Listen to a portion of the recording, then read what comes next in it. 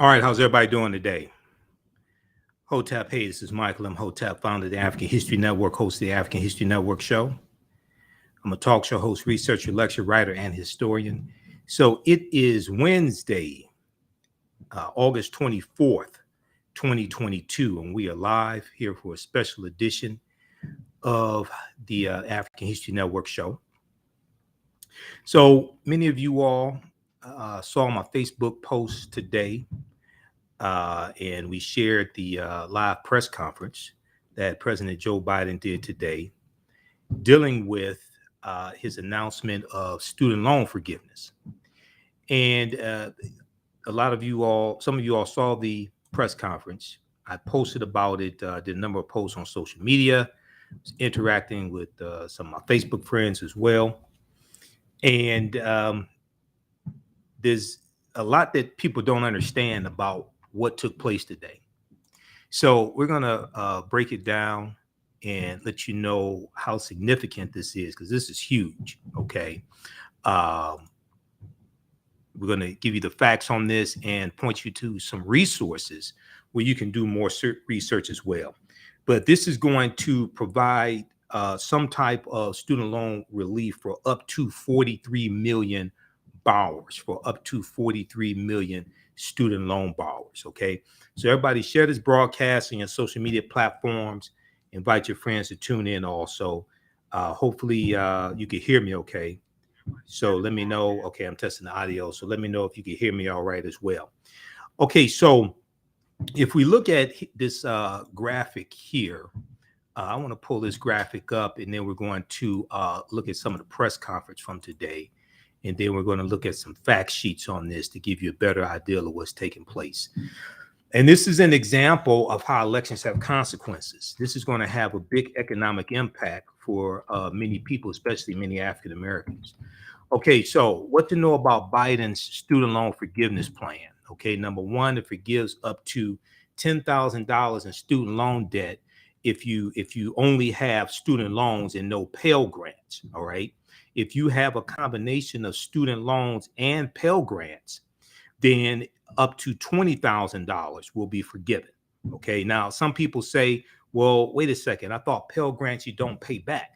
Yes, but a lot of people, especially over the past 5 to 10 years or so, because of the increase in the cost of going to college, a lot of people have to get a combination of Pell grants and student loans. It used to be years ago that Pell grants would cover about close to 80% of your tuition. Today, they only cover about 32% of your tuition, and people have to take out student loans as well. So this is going to have a huge impact. So you have forgiveness up to 20% for Pell Grant recipients. And this applies to, so this is means tested. So it applies to people whose annual income is $125,000 or less. If you are a married couple, under $250,000 a year. Okay. Also, final student loan repayment pause will be extended throughout the year. So those that are paying on student loans, you start paying on those January 2023. And this other part right here is huge. We're going to go through and break down the whole thing. This other part right here is huge. This applies to everyone who has a student loan, regardless of income level. Undergraduate loan repayment will be capped at 5% of income. Right now, it's capped at 10% of income. 10% of discretionary income is going to be, under this new program, undergraduate loan repayment will be capped at a maximum 5% of income. Okay, 5% discretionary income, which will save people. It's estimated it is going to save people more than $1,000 for both current and future borrowers. Okay, all right. So we're going to go through and break all this down, what this means. Share this information on your social media platforms as well.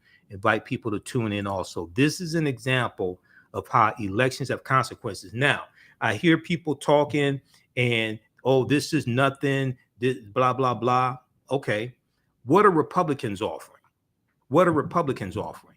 Because you had back in May 2022. Now, on the African History Network show, and when I'm on Roland Martin Unfiltered, because I'm a panelist every Friday on Roland Martin Unfiltered, I have been talking about the student loan debt forgiveness that has already been taking place. Already $32 billion has been forgiven under the Biden-Harris administration, and that affects about 1.5 million people. That's already been taking place before this. We see the public service loan forgiveness program, the changes to that. It was just announced in the past few days, $3.9 billion in student loan debt forgiven for those who went to ITT Tech, okay? Because the Biden-Harris administration has been cracking down on for-profit colleges, all right? And ITT Tech was one of those for-profit colleges that was put out of business under the under the Obama-Biden administration. ITT Tech and Corinthian College, okay? So we'll give you some information on that as well. I was trying to bring up this article here from businessinsider.com. So you had 5 Republicans in the Senate back in May 2022, 5 Republicans, including Senator Willard Mitt Romney, who introduced a bill to strip Joe Biden of his ability to discharge student loan debt. Okay, how many people heard about this? Okay, so when people think this is not a lot of money, no, it's not. And if you think this is not a lot of money, whatever amount of money you think is not a lot, you can send to the African History Network, because we can definitely use it. $ the AHN show through Cash App and through PayPal, paypal.me/the AHN show. All right. I'm having problems bringing up this article here from businessinsider.com.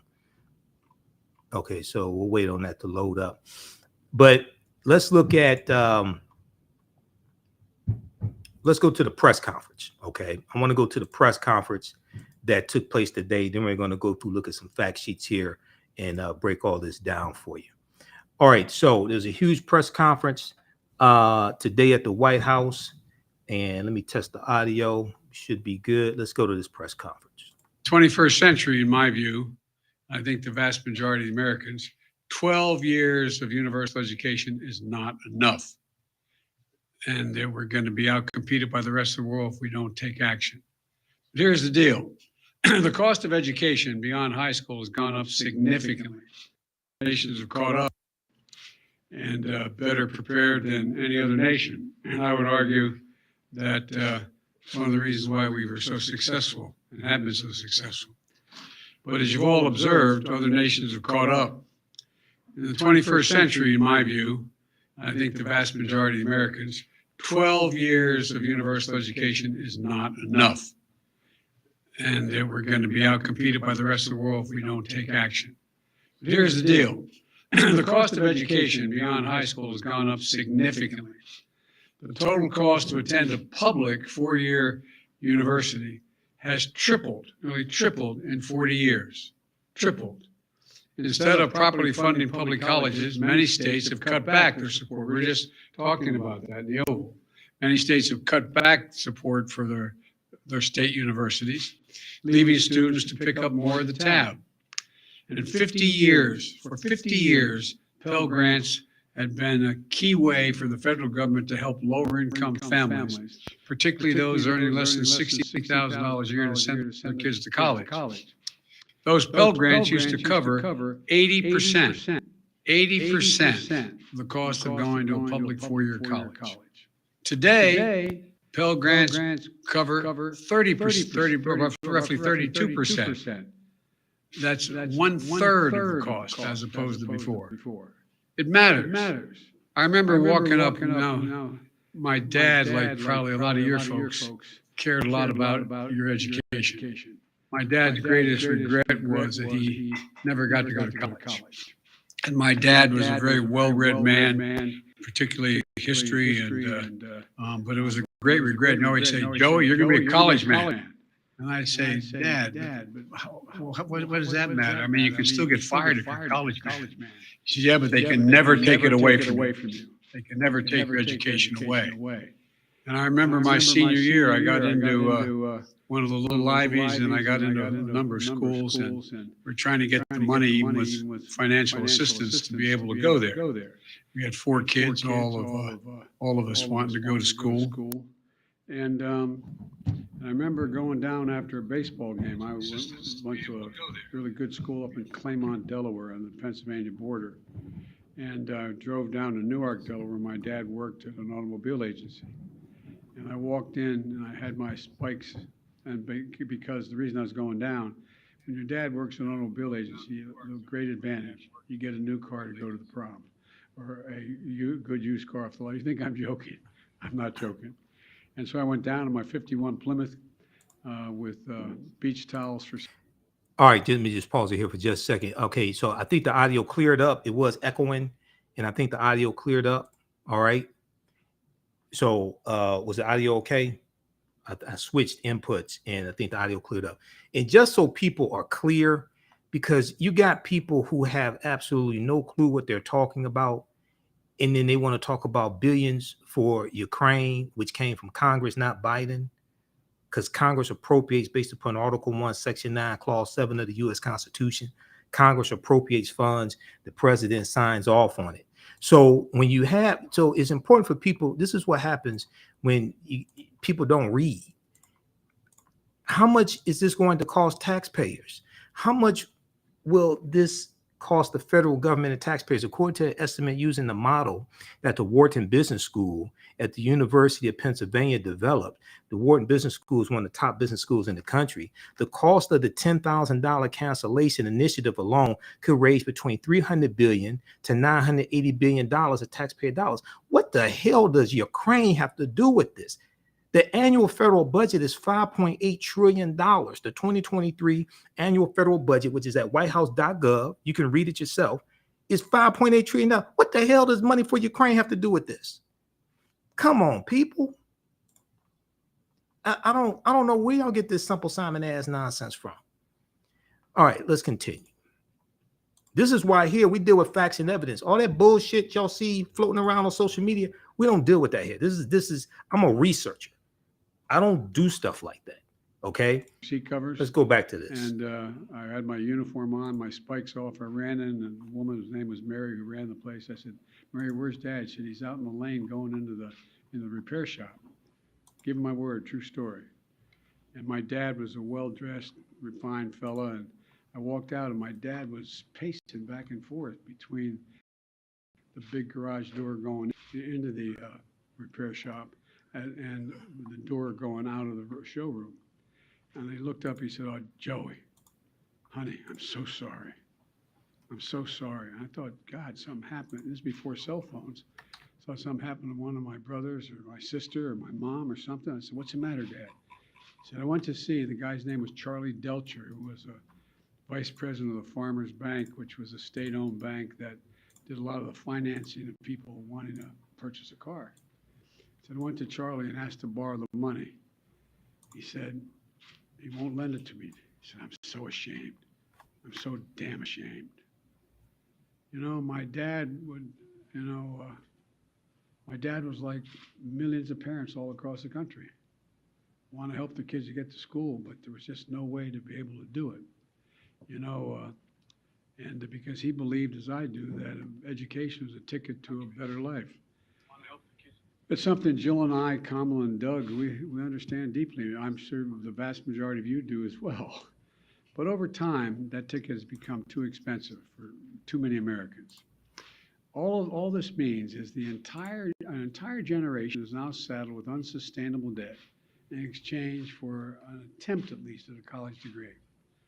The burden is so heavy that even if you graduate, you may not have access to the middle-class life that the college degree once provided. Many people can't qualify for a mortgage to buy a home because of the debt they continue to carry. They carry, it's too high, and they can't come up with the down payment anyway. A lot of folks are even putting off starting families because of the cost. And the dream of starting or owning your own business is just way off in the distance with the debt that so many are saddled with.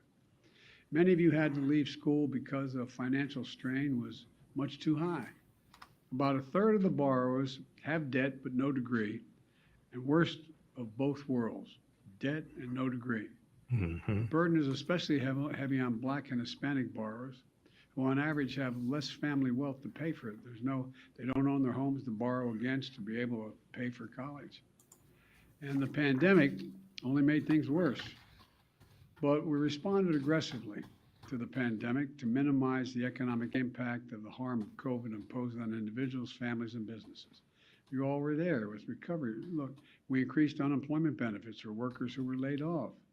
We provided loans to small businesses so they could stay afloat and take care of their families and their employees. We provided assistance to people to put food on the table. Remember those long lines you guys would all film of cars, decent looking cars, not jalopies, nice cars, just waiting for a box of food to be put in the trunk?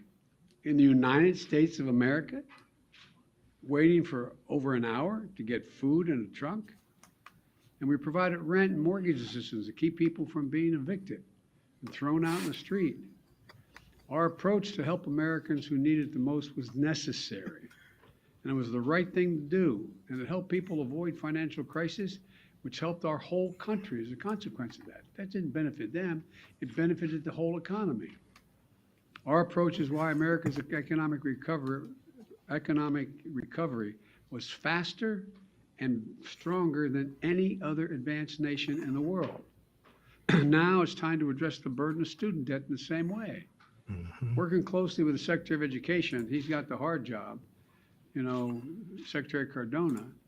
Here's what my administration is going to do: provide more breathing room for people so they have less burdened by student debt. And quite frankly, to fix the system itself, which when we came in, we both acknowledged was broken in terms of, anyway. There are three key factors what we're going to do today. First, we've made incredible progress advancing America's economic recovery. We've wound down pandemic relief programs like the ones on unemployment insurance and small businesses. It's time we do the same thing for student loans. Student loan payments pause is going to end. It's going to end December 30. I'm extending to December 31st, 2022, and it's going to end at that time. It's time for the payments to resume. Second, my campaign for president, I made a commitment. That would provide student debt relief, and I'm honoring that commitment today. Using the authority Congress granted the Department of Education, we will forgive $10,000 in outstanding federal student loans.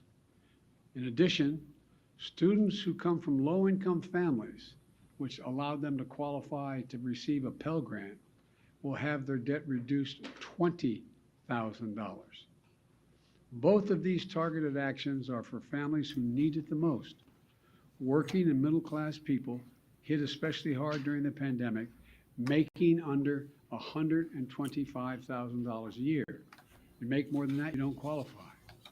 No high-income individual or high-income household on top of the 5%, in the top 5% of incomes, by the way, will benefit from this action, period. In fact, about 90% of the eligible beneficiaries make under $75,000 family. Here's what that means. If you make under $125,000, you get $10,000 knocked off your student debt.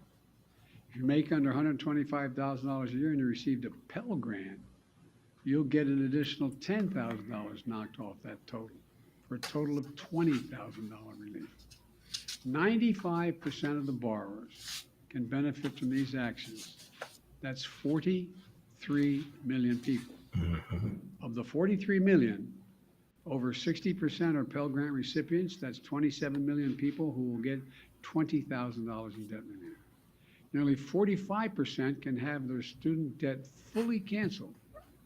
That's 20 million people who can start getting on with their lives. All this means people can finally crawl out from under that mountain of debt to get on top of their rent and their utilities. to finally think about buying a home or starting a family or starting a business. And by the way, when this happens, the whole economy is better off. In the coming weeks, the Department of Education will lay out in detail a short and simple form to apply for this relief, along with information when this application process opens. By resuming student loan payments at the same time as we provide targeted relief, we're taking an economically responsible course. As a consequence, about $50 billion a year will start coming back into the Treasury because of resumption of debt. Independent experts agree that these actions taken together will provide real benefits for families without meaningful effect on inflation. Let's be clear. I hear it all the time. How do we pay for it? We pay for it by what we've done. Last year, we cut the deficit by more than $350 billion. Mm-hmm. This year, we're on track to cut it by more than $1.7 trillion by the end of this fiscal year, the single largest deficit reduction in a single year in the history of America. And the Inflation Reduction Act is going to cut it by another $300 billion over the next decade because Medicare will be paying less for prescription drugs, and over $1 trillion if you add it out for the next 2 decades. The point is this: there is plenty of deficit reduction to pay for the programs, cumulative deficit reduction to pay for the programs many times over. I will never apologize for helping Americans, working Americans, middle class, especially not to the same folks who voted for a $2 trillion tax cut that mainly benefited the wealthiest Americans and the biggest corporations, that slowed the economy, didn't do a hell of a lot for economic growth, and wasn't paid for, and racked up this enormous deficit. Right. Just as we've never apologized when the federal government forgave almost every single cent of over $700 billion in loans to hundreds of thousands of small businesses across America during the pandemic. No one complained that those loans caused inflation. A lot of these folks in small businesses are working in middle-class families. They needed help. It was the right thing to do. So the outrage over helping working people with student loans, I think, is just simply wrong, dead wrong. Third thing, we're fixing the student loan program system itself. We've talked about this at length. This is really important. We're proposing to make what's called an income-driven repayment plan simple and fair. And here's how. No one with an undergraduate loan today or in the future, whether for community college or a four-year college, will have to pay more than 5% of their discretionary income to repay their loan. That's income after you pay the necessities like housing, food, and the like. You currently pay 10%. We're cutting that in half to 5%. And after you pay your loan for 20 years, your obligation will be fulfilled if it hadn't already been fulfilled, meaning you won't have to pay any more, period. And borrowers whose original balance was less than $12,000, many of whom are community college students, will be done paying just after 10 years. These changes will save more than $1,000 a year on average for the borrower. It's a game changer. We're also fixing what's called, and this has been the bane of driving me crazy when I was out of office, the Public Service Loan Forgiveness Program. Right. Now, this program forgives student loans to encourage those students who have those loans if they go and do public service. Think of the millions who are public school teachers, local police officers, workers at local charities, members of the military and the National Guard, state, local, tribal governments, essential services going, responding to natural disaster, officers and cops. The program is designed so that if you serve, you do. And years, even if it's not consecutive years, you remain back and efficient and complicated The system is so restrictive. They're active duty service, and the loan isn't forgiven. Well, the man to my left is going to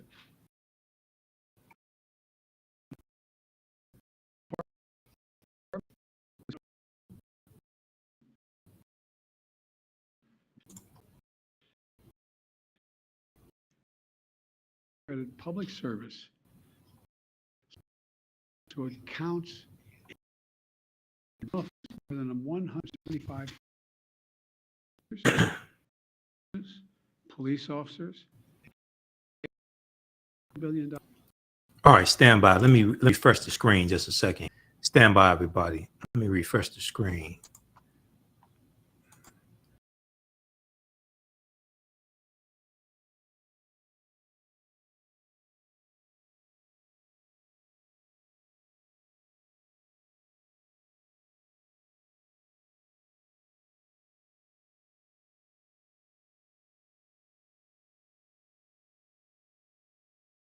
Back. Hold on, it's coming back. Okay, we should be back. Can you all hear me okay? I want to do a sound check. 1, 2, 3, 4, 5. Can you all hear me okay? All right, I'm going to back that up a little bit.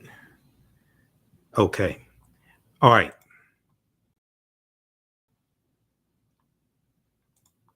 Okay, you can hear. Okay, Erica said yes. All right, thanks, Erica. Eric's clapping, and Erica, she's happy about the student loan forgiveness. All right, we've got Akhenaten and MJ. Okay, let's go back to this now. Biden is talking about the public service loan forgiveness program.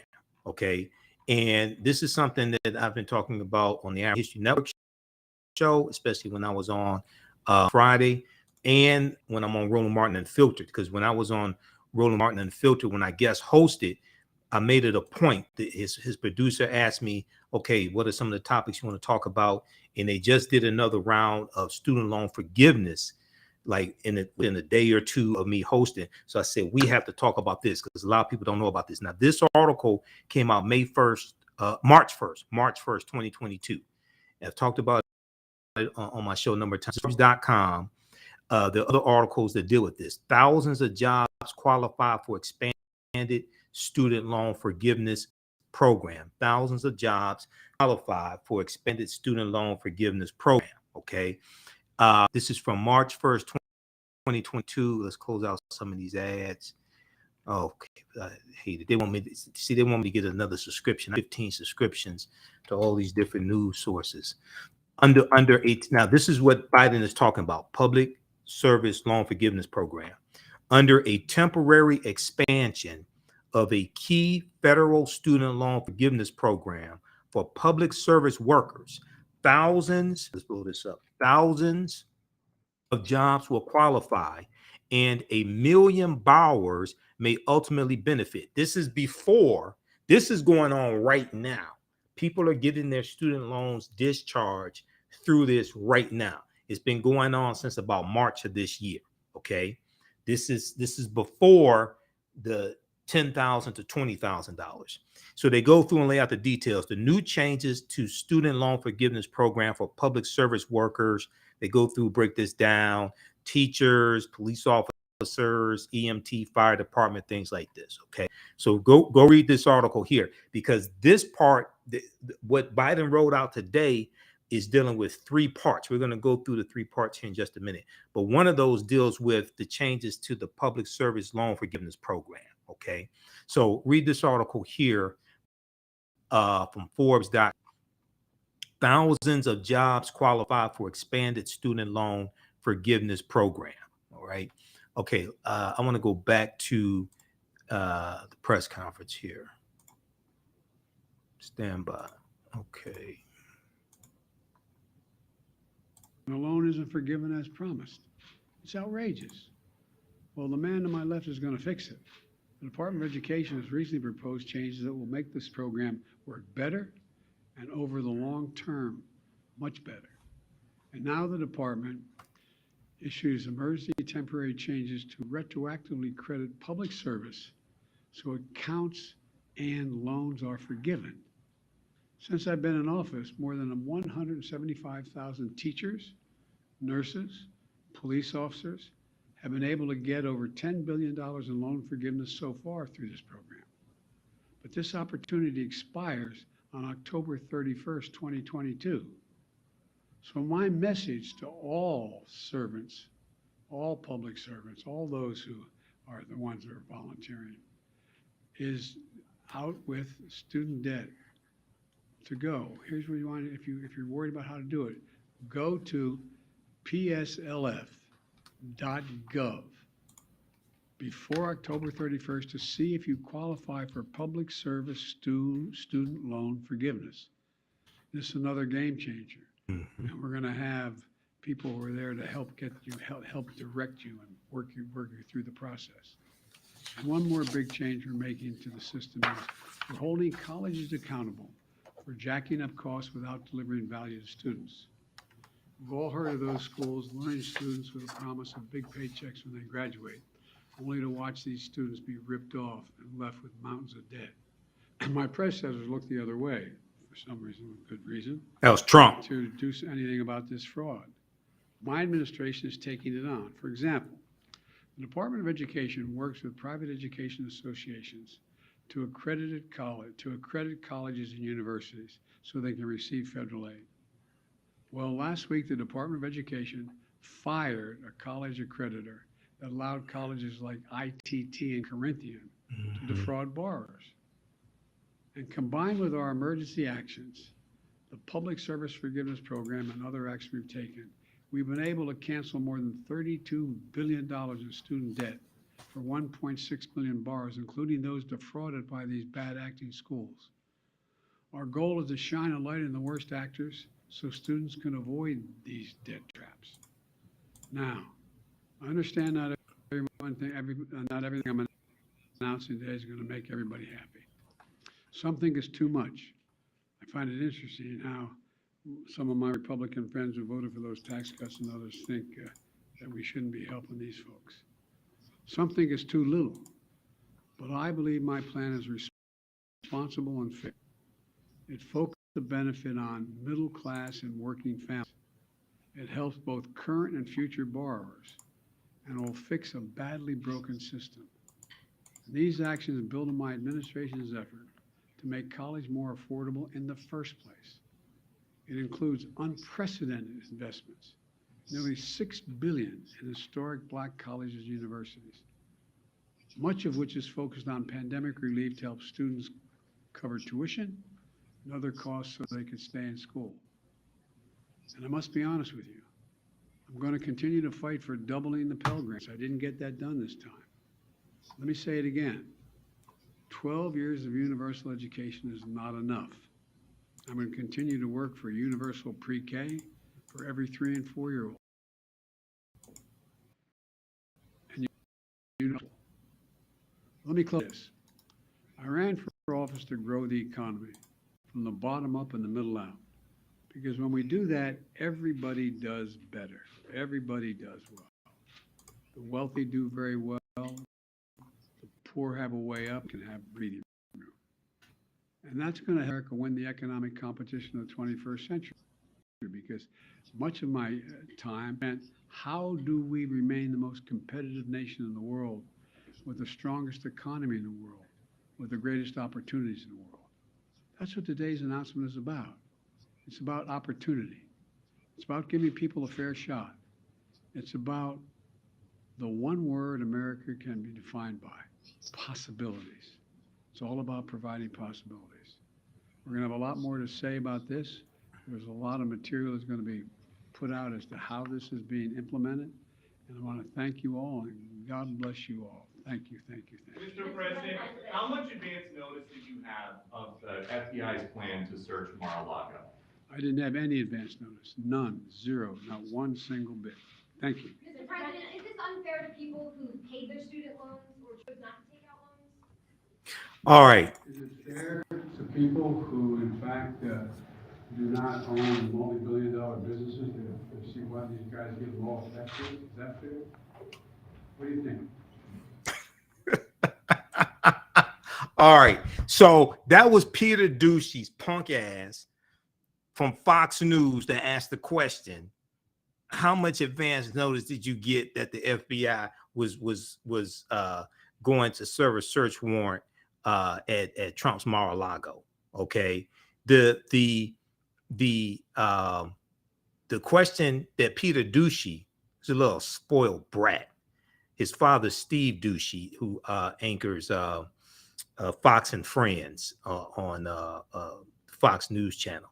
Question Peter Ducey should have asked is, how long has the National Archives been trying to get the classified documents back from Donald Trump at Mar-a-Lago? And what the hell is Donald Trump doing with over 300 classified documents when his dumb ass doesn't read? That's the questions Peter Ducey should have been asking. Okay. All right. So let's go through and break this down here. All right. Okay, now we got a question because somebody is texting me. Okay, so somebody was making me laugh and while we were playing the press conference. Okay, somebody special was texting me and sending me messages. So I talked about this early at the beginning. Some people may have missed it, and this is a little tricky. So the question is, I thought Pell grants were free.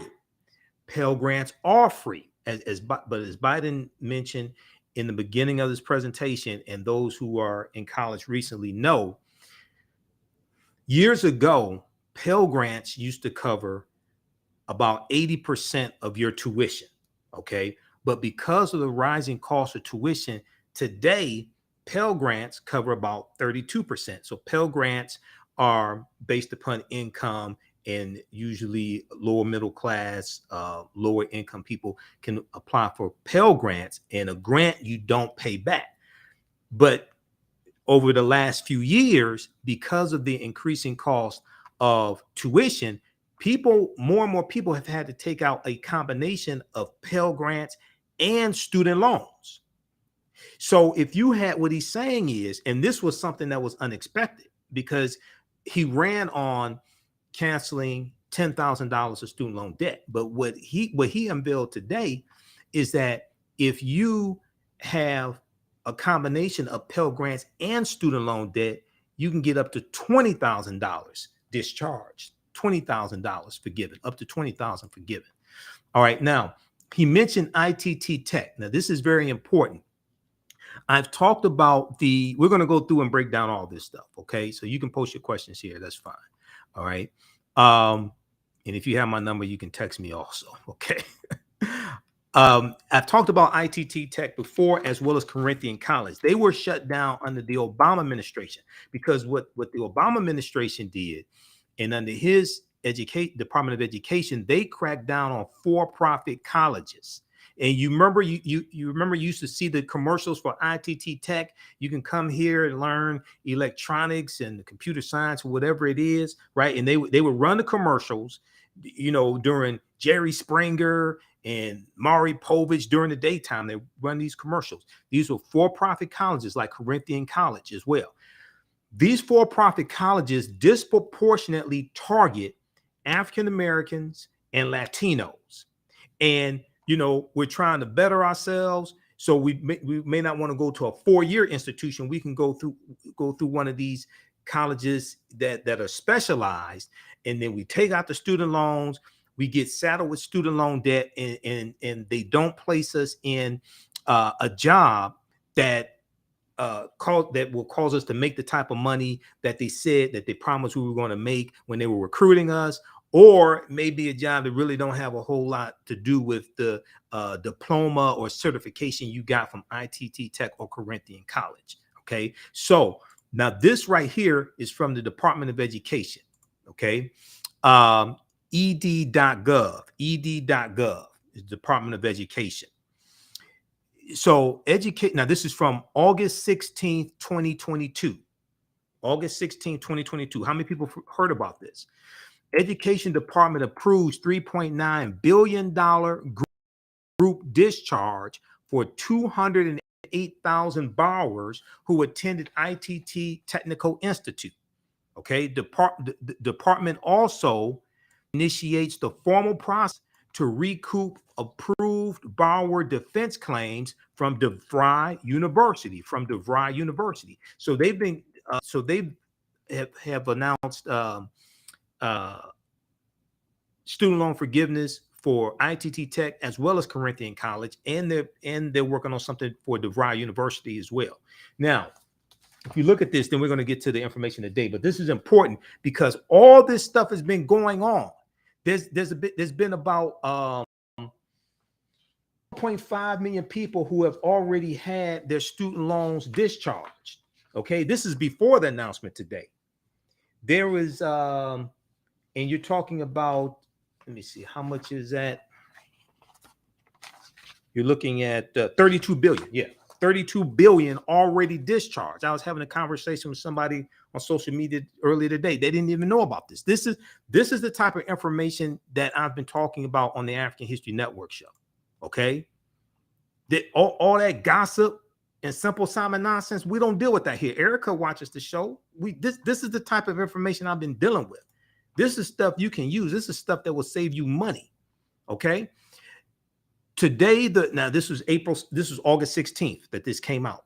Today, the U.S. Department of Education announced that it will discharge all remaining federal student loans that borrowers received to attend ITT Technical Institute from January 1st, 2005 through its closure in September 2016. So if you have relatives who went to ITT Tech during that period of time and got settled with student loan debt, defaulted on the loan, things like this, they can get that discharged. That'll cause their credit score to go up, especially if they're living in your basement. That'll cause their credit score to get up. They can get up out of your basement. The decision, which follows departmental findings based on extensive internal records, testimony from ITT Tech managers and recruiters, and firsthand accounts from borrowers, will result in 208,000 borrowers receiving $3.9 billion in full loan discharges. This includes borrowers who have not yet applied for a borrower defense repayment discharge. These borrowers will have the federal student loans they receive to attend ITT Tech discharged without any additional action on their part. Discharged without any additional action on their part. Okay, so Education Secretary of Education Miguel Cardona, who you saw there in the video, he said it is time for student borrowers to stop shouldering the burden from ITT's years of lies and false promises. So this is what happened. And see, this goes back to the crackdown under the Obama administration on for-profit colleges, because they put some of them, the Obama, Biden, Department of Justice, Department of Education put some of these for-profit colleges out of business, and others they put on notice. But under the Trump administration and Betsy DeVos, who had absolutely no business, Betsy DeVos had absolutely no business as Secretary of Education. Under the Trump Department of Education, they loosened restrictions on for-profit colleges. I wonder why. Didn't Donald Trump get caught running a fake university called Trump University, and he had to pay $24 million in restitution plus a $1 million fine? He got sued by the Attorney General in New York. Remember that? Trump University, the fake university. Is it any wonder why somebody who ran a fake university would loosen restrictions on for-profit colleges? Because that's what he was running. That's the type of hustle Trump was running. This is why I was warning people about him in 2015 and 2016. Okay, so read the rest of this here. Okay, the evidence shows that for years, ITT's leaders intentionally misled students about the quality of their programs in order to profit off federal student loan programs with no regard for the hardship this would cause. The Biden-Harris administration will continue to stand up for borrowers who've been cheated by their colleges while working to strengthen oversight and enforcement to protect today's students from similar deception and abuse. Once again, when you go research these for-profit colleges, They disproportionately targeted African Americans and Latinos, and we got saddled with this student loan debt. And the majority, I was looking at statistics today, the majority of the student loan defaults are for-profit colleges. They were advertised during the daytime, during good times, and in the Jeffersons and Maury Povich, all this stuff targeting us, right? And then we're trying to do the right thing, trying to better ourselves, etc. Okay, and then we get caught up. DeVry University, the Biden-Harris Department of Education is cracking down on DeVry University. The department also announced, now keep in mind, this is just from August 16th, 2022. How many people did not know this was taking place? The Department of Education also announced that it formally notified DeVry University that it is required to pay millions of dollars for approved borrower defense applications. DeVry University can submit information and arguments for why it should not be required to pay these liabilities, or request a hearing before the department's Office of Hearings and Appeals. Finally, the Department of Education under the Biden-Harris administration also announced the approval of discharges for just under 100 borrowers who enrolled in the Medical Assistance and Medical Billing and Coding Program at Kaplan Career Institute's Kenmore location in Massachusetts from July 1st, 2011 to 16, 2012. These borrowers, identified by Massachusetts Attorney General Maura Healey, after an investigation, found that the institution repeatedly lied about its job placement rates to borrowers, among other deceptive practices. The location closed in February 2013. Okay. So February 2013, that's under the Obama administration, because the Obama administration was cracking down on these for-profit colleges. And that's the same thing that the Biden-Harris administration is doing, and hold them accountable. And they're getting student loans discharged for people who were scammed by these for-profit colleges. Now, to date, because see, once again, a lot don't know that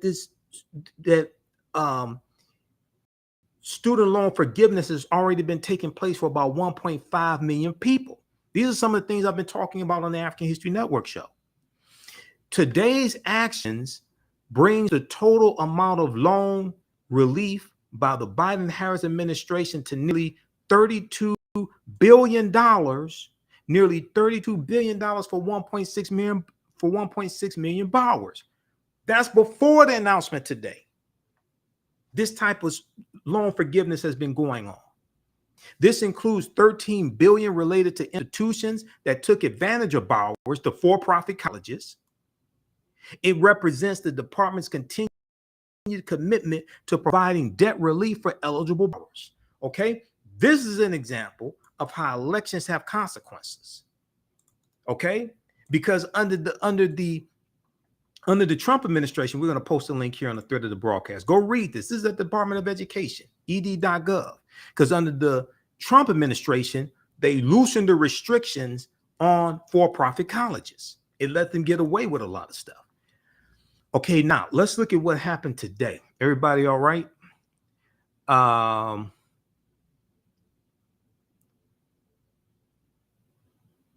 Okay, and even if you didn't, even if you have student loan debt and didn't graduate, you can still get it discharged as well. Okay, just so people know. All right, look at the fact sheet here from whitehouse.gov, because I'm on whitehouse.gov almost every day. Whitehouse.gov is the official website of the White House. I encourage people to go to whitehouse.gov. Also, I want to deal with some information dealing with, because I have all these articles lined up here.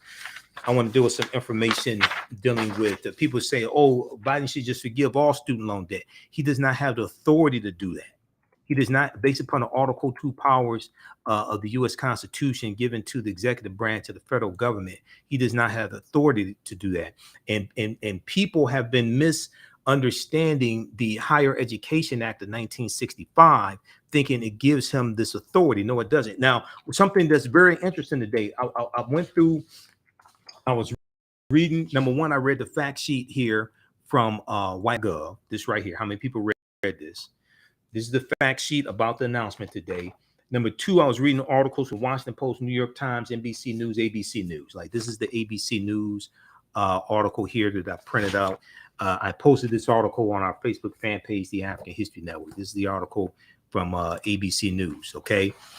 When you go through, President Biden announces student loan forgiveness, right? When you go through and look at these articles, especially when you look at the information from the White House, and I read the official memo. I read the official memo from the Department of Education today as well. This is the official memo from the Department of Education today dealing with the student loan forgiveness. None of this talks about an executive order. None of this talks about an executive order. We're going to get to why in just a minute, because when I went through and researched this information, this is going through the Department of Education, which is stipulated by the Higher Education Act of 1965. Biden does not have the authority through executive order to discharge his debt. And this is what a lot of the progressives are getting wrong. They're misunderstanding the Higher Education Act of 1965. He definitely doesn't have the authority to discharge $50,000 in student loan debt across the board. He does not have the authority to do that. But Congress does. So when I was watching, well, it used to be Rachel Maddow's show at 9. Now it's Wagner. When I was watching, she had Senator Elizabeth Warren on tonight. Okay. And Senator Elizabeth Warren wanted, $50,000. You had people in the Congressional Black Caucus wanted $50,000. Congress has the authority to do that. But what Senator Elizabeth Warren has been saying for weeks, and, I'm not just a historian, I do political analysis as well. I provide political analysis on my show and on Roland Martin Unfiltered. Reverend Al Sharpton had me guest co-host his radio show 3 Wednesdays ago. I was on for 2 hours with Reverend Al Sharpton, Keeping It Real, nationally syndicated radio show about 30 cities across the country. To get student loan forgiveness passed in the Senate, you need 60 votes. No Republicans support this. No Republicans are going to vote for it.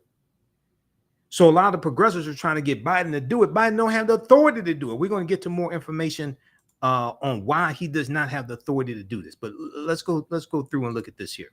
Fact sheet. President Biden announces student loan relief for borrowers who need it most. August 24th, 2022. A ton of information. This is where I do a lot of research. Whitehouse.gov. What is Whitehouse.gov? Official website of the White House. This is where the press releases are. This is where the fact sheets are on all these policies. This is where you've heard me talk about the 19-page document that deals with how the policies of the Biden-Harris administration are helping and benefiting the African-American community. And you heard me talk about it on Roland Martin Unfiltered. You've heard me talk about it on my show. Where is it located? Whitehouse.gov. The Biden-Harris administration advances equity and opportunity for Black people and communities across the country. It's 19 pages. This is just through February 28th. This doesn't even include the Emmett Till anti-lynching bill. This doesn't include Judge Ketanji Brown Jackson. This doesn't include the 300 policies they released in April across 90 federal agencies to deal with systemic racism and things like this. That was the follow-up to Executive Order 13985, because Biden, on his first day in office, January 20th, 2021, he signed 10 executive orders. One of those executive orders was Executive Order 13985.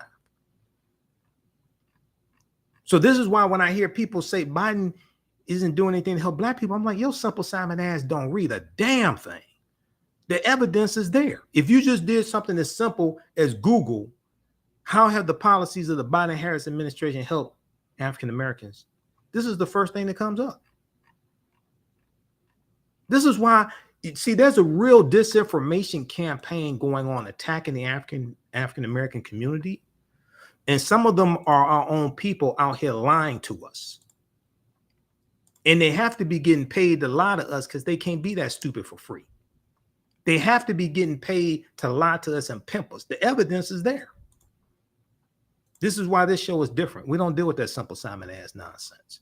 So let's look at this very quickly here. We can skip over page 1. You can read this. But one of the things important it talks about here, since 1980, the total cost of both 4-year public and 4-year private college has nearly tripled, even after accounting for inflation. Federal support has not kept up. Pell grants once covered nearly 80% of the cost of a 4-year public college degree for students from working families, but now only cover third, only about 32%. Pell grants only cover about 32%. So people are forced to take student loans, whereas years ago, Pell grants covered almost 80%. So the student loans that they took out were the amount was much lower. That has left many students from low and middle income families with no choice but to borrow if they want to get a college degree. According to a Department of Education analysis, the typical undergraduate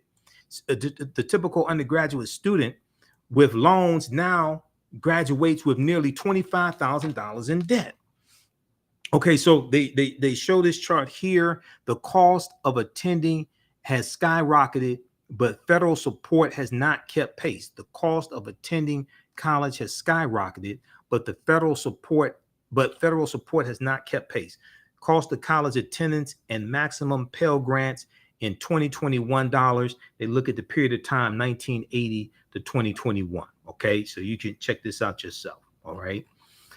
Now, the skyrocketing cumulative federal student loan debt, $1.6 trillion and rising for more than 45 million borrowers, is a significant burden on America's middle class. Middle class borrowers struggle with high monthly payments. Middle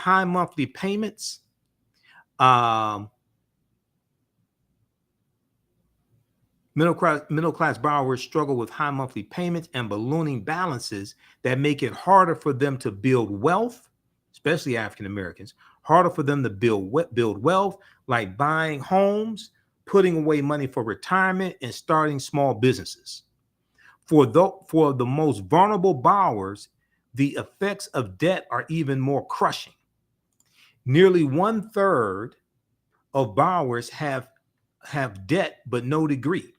So this is what I was talking about a few minutes ago. This plan also applies to those people who have student loan debt, but for whatever reason didn't graduate from college, right? So they have the debt but no degree. Nearly 1/3 of borrowers have debt but no degree, according to an analysis by the Department of Education of a recent cohort of undergraduates. Many of these students could not complete their degree because of the cost of attendance was too high. About 16% of borrowers are in default, including nearly 1/3 of senior citizens with student loan debt, which can result in the government garnishing a borrower's wages or lowering a borrower's credit score. Okay, nearly 1/3 of senior citizens, about 16% of borrowers are in default, including nearly 1/3 of senior citizens with student loan debt, okay, are in default. Now, the student debt burden also falls disproportionately on African American borrowers, okay? And I'm looking at this question here. Is that $20,000 cancellation applied to the principal? Is he eliminating the interest? More details are coming. More details are coming by December 31st, and you'll be able to apply online, things like this. I may have the information on that. The money should the $20,000 should apply to the principal as opposed to interest. Okay, if I remember correctly. I got to go through and look at some more of this, but I think the $20,000 would apply to the principal. Okay, the student debt burden also falls disproportionately on Black borrowers. 20 years after enrolling in school, the typical African-American borrower, 20 years after first enrolling in school, the typical African-American borrower who started college in the 1995-96 school year still owed 95% of their original student debt, still owed 95% of their original student debt.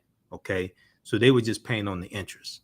Today, President Biden announces a 3-part plan. So this is what I was talking about, a 3-part plan to provide more breathing room for America's working families as they continue to recover from the strains associated with COVID-19. Okay. And I know some people have graduate degrees, things like this. So I know this will apply to undergraduate. I know this will apply to undergraduate. More details are coming on this. Okay. Also, check out studentaid.gov, because when you go through this information, that's what that's the website, because they'll have the information there, and they have where you'll be able to apply to get this discharge. Okay, studentaid.gov. All right. Now keep in mind, because a lot of people want more student loan debt discharge. President Joe Biden didn't run on being your student loan discharging genie. Biden didn't run on canceling all student loan debt. That's not what he said. He said $10,000. He didn't say I'm gonna cancel all you owe 120,000, 125. He didn't say he was gonna cancel all that. He never promised that.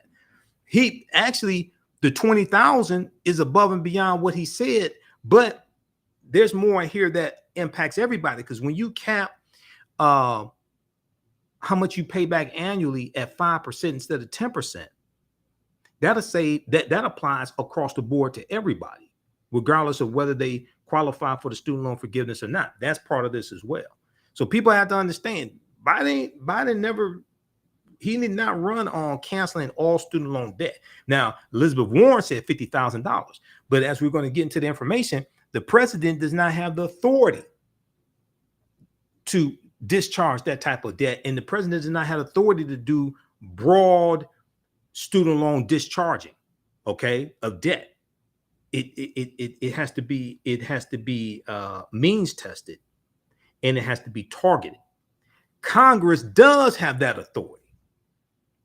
So Senator Elizabeth Warren and Senator Chuck Schumer should be talking about getting, trying to push a bill through the Senate to discharge as much student loan debt as they wanted Biden to do. Because Schumer was trying to get Biden to do $50,000. Biden doesn't have that type of authority. Schumer knows that. Schumer's an attorney. He knows that. We'll get to that in just a minute. This has to do with misunderstanding the Higher Education Act of 1965. Okay. So for some people who have graduate degree debt and things like that, okay, this will help some, but Biden he didn't say he was just going to wipe out all your student loan debt. Okay. But if you qualify, but some people, okay, and like some people I know who are sending me messages now, some of them will qualify for the public service loan forgiveness program.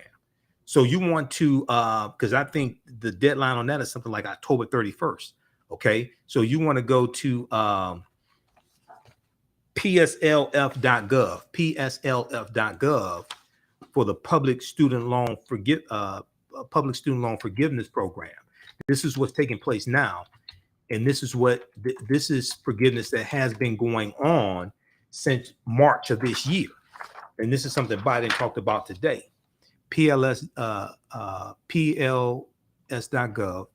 or pslf.gov. Yeah, right here. Let's go to this. Okay. Now, also the other thing that's really, really important I want people to do, compare this to what Republicans are proposing. Compare this to how much Republicans are proposing to forgive in student loan debt, because they're not proposing to forgive anything in student loan debt. Okay. Public Service Loan Forgiveness, pslf.gov. Learn about the time limited changes and how they apply. Because already a lot of people have been getting their debt discharged through this program here. Okay, so check that out. We'll post this link here. Because Senator Rick Scott is on vacation in Italy, and he attacked this program. Senator Rick Scott of Florida. He was on a yacht or something, and he was he attacked this program. Now, Republicans are not proposing anything. Republicans are not proposing to discharge student loan debt. As a matter of fact, you had, and I don't know why this article is not coming up from businessinsider.com.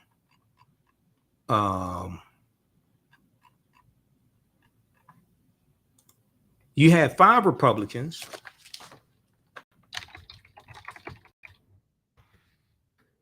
who proposed a bill in May 2022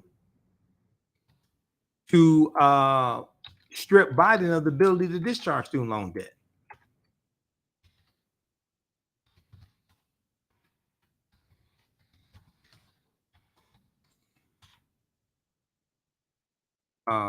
Let's try to go Forbes.com. Let me see if we can pull this up from Forbes.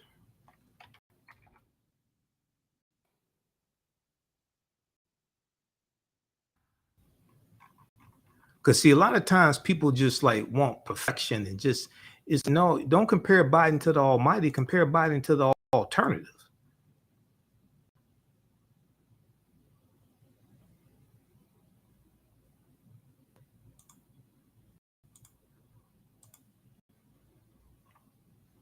Okay, so I got one more article. That's what Forbes is telling me. They want me to buy a subscription.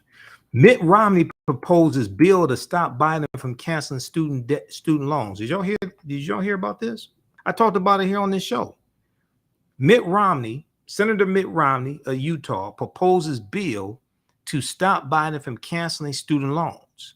May 19th, 2022. How many people heard about this? Willard Mitt Romney, who's worth about $250 million.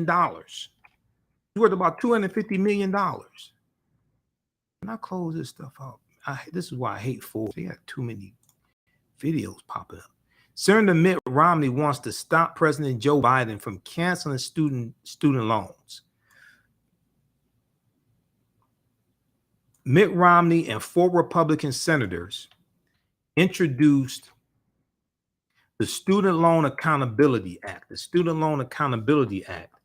which would prohibit the Biden administration from enacting wide-scale student loan cancellation to forgive all or some student loans for borrowers and include exemptions for existing targeted federal student loan forgiveness, student loan cancellation, or student loan repayment programs, such as public service loan forgiveness, which we just talked about, and teacher loan forgiveness. It makes no sense for the Biden administration to cancel nearly $2 trillion in student loan debt, says Senator Willard Mitt Romney, who's worth about $250 million. This decision would not only be unfair to those who already repaid their loans or decided to pursue alternative education paths, but it would be widely inflationary at a time of already historic inflation. Now, Biden addressed that today in the press conference as well. Democrats and Republicans alike have called on the president to not take the unwise step and pile more onto our $30 trillion national debt. Now, Republicans had no problem in giving the wealthy a $1.4 trillion tax cut. They ain't have any problem doing that. But when it comes to trying to bail out and help middle-class America with student loan debt. Now it's a problem. And while this is Willard Mitt Romney, who's being quoted. And while the president's legal authority in forgiving this debt is dubious at best, because he has to be based upon a higher education at 1965, it goes through the Secretary of Education. It's not the president. That's why Biden didn't talk about an executive order today. That's why he didn't sign an executive order today. That's why when you read the fact sheet from the White House, and then also the statement that came out, the memo that came out from the Department of Education, nowhere in there does it talk about an executive order. Okay, so, and this is because in researching this because I kept hearing people saying, oh, Biden has authority, he can just do an executive order, wipe out student loan debt. No, he can't. And you can't cite nothing that says he can. That's a misunderstanding of the Higher Education Act of 1965. Our bill would ensure, this is Mitt Romney once again, our bill would ensure that he would be prevented from taking action, end quote. Don't compare Biden to the almighty, compare him to the alternative, because Republicans don't support the student loan forgiveness that Biden announced today. 5 Republican senators introduced similar legislation last month. So this article came out in May, so April. 5 Republican senators introduced similar legislation last month that also would prevent Biden from canceling student loans. Okay, read the rest of this here. Because this is what I'm saying, because I see people like just complaining that there should be more and things like this. Tell Elizabeth Warren, that's Congress that has the authority to pass that. Biden doesn't have the authority to do that. That's the legislative branch of government that has authority to do that. The executive branch of government does not have the authority to cancel that type of student loan debt. All right, read this right here. And look, punk Senator Tom Cotton today of Arkansas. Go look at some of the comments of these Republicans who are attacking what's taking place today, while you got people crying, talking about, oh, it should be more. Look and see what happens if Republicans get in office. They'll shut all that shit down. All right, let's continue. Okay, let's go back to this right here.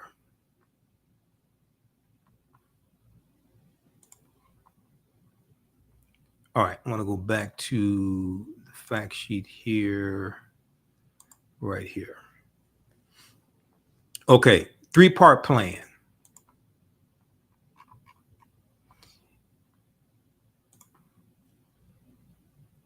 Three-part plan to provide more breathing room to America's working families as they continue to recover from the strains associated with COVID-19 pandemic. Okay, number 1, provide targeted debt relief to address the financial harms of the pandemic, fulfilling the president's campaign commitment, because he ain't campaign on 50,000, 60,000, 100,000. No, that's not what he promised. The Department of Education will provide up to $20,000 in debt cancellation to Pell Grant recipients with student loans held by the Department of Education, and up to $10,000 in debt cancellation to non-Pell Grant recipients. Okay, so if you only have student loans and not Pell Grants, it'd be up to $10,000. Borrowers are eligible for this relief if their individual income is less than $125,000, $250,000 for married couples. No high income individual or high income household in the top 5% will benefit from the action. To ensure a smooth transition to repayment and prevent unnecessary defaults, the pause on federal student loan repayment will be extended one final time through December 31st, 2022. So he announced today also extending student loan repayment through December 31st, 2022 as well. Okay. Now, borrowers should expect to resume payment in January 2023. Now, number 2 of the 3-part plan that Biden announced today, make the student loan system more manageable for current and future borrowers. Make the student loan system more manageable for current and future borrowers, cutting monthly payments in half for undergraduate loans, cutting monthly payments in half for undergraduate loans. The Department of Education is proposing a new income-driven repayment plan that protects more low-income borrowers from making any payments and caps monthly payments for undergraduate loans at 5% of borrowers' discretionary income. At 5% of borrowers' discretionary income, half of the rate that borrowers must pay now under existing plans, because it's 10% now.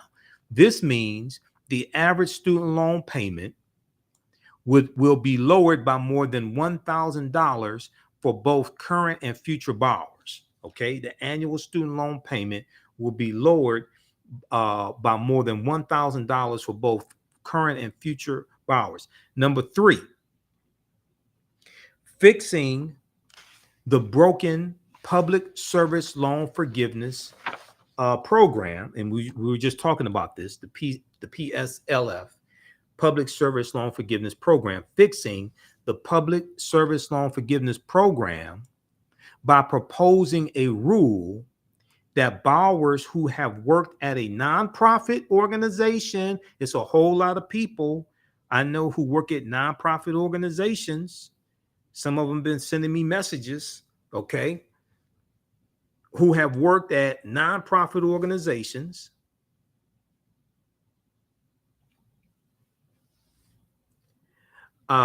in the military or in federal, state, tribal, or local government receive appropriate credit toward loan forgiveness.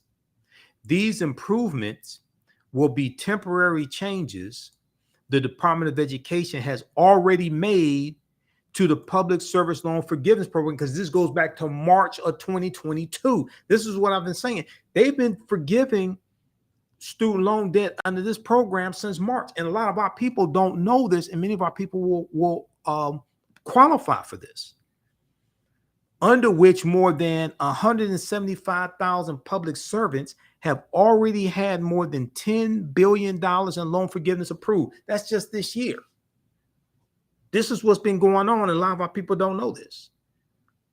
175,000 public servants have already had more than $10 billion in loan forgiveness approved this year, since March of 2022, when they made the temporary changes to the Public Service Loan Forgiveness Program. Okay, protect future. Hold on. I think this is 3. That's 2. Okay, this is 3. That was fix the broken public service loan forgiveness program. That was part of number 2, which was make the student loan system more manageable for current and future borrowers. Okay, so that was part number 2. Number 3, okay, part of the 3-part program that Biden laid out today. Number 3, protect future students and taxpayers by reducing the cost of college and holding schools accountable when they hike up prices. Protect future students and taxpayers by reducing the cost of college and holding schools accountable when they hike up prices. The president championed the largest increase in Pell grants in over a decade, and one of the largest one-time influxes to colleges and universities. To further reduce the cost of college, the president will continue to fight to double the maximum Pell Grant and make community college free. Meanwhile, colleges have an obligation to keep prices reasonable and ensure borrowers get value for their investments, not debt they cannot afford. Meanwhile, colleges have an obligation to keep prices reasonable and ensure borrowers get value for their investment, not debt they cannot afford.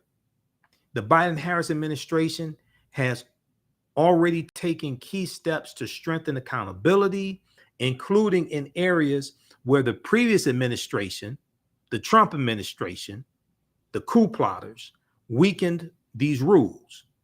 The Department of Education is announcing new efforts to ensure student borrowers get value for their college costs. Okay, so then it goes through and talks about provide targeted debt relief, fulfilling the president's campaign commitment. Okay, so we laid that out. Now, nearly every Pell Grant recipient came from a family that made less than $60,000 a year. Pell Grant recipients typically experience more challenges repaying their debt than other borrowers. Borrowers who meet those income standards but did not receive a Pell Grant in college can receive up to $10,000 in loans. Okay, so then they go through and show this chart, break this down, dealing with Pell Grant recipients. Nearly all Pell Grant recipients come from families with incomes of $60,000 or less. Okay, so they go through and show that. That's page 5. Right here. The Pell Grant program is one of America's most effective financial aid programs, but its value has been eroded over time. Pell Grant recipients are more than 60% of the borrower population. Pell Grant recipients are more than 60% of the borrower population. The Department of Education estimates that roughly 27 million borrowers will be eligible to receive up to $20,000 in relief, helping these borrowers meet their economic potential and avoid economic harm from the COVID-19 pandemic.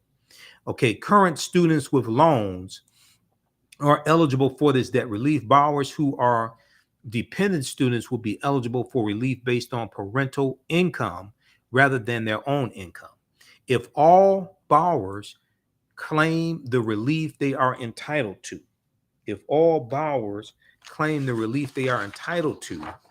these actions will provide relief to up to $43 million borrowers, including canceling the full remaining balance for roughly 20 million borrowers. There's about 1/3 of the 43 million borrowers, okay? About 1/3 of them will totally get their student loan debt canceled out. And then, because they had the information in the article from ABC News today, 60%, 43, and then 20 million will have, 20 million will have their debt completely canceled, okay? And then you're dealing with another 20% that have like half their debt canceled. Where is that here? Okay, we'll pull that up here. 20 million canceled.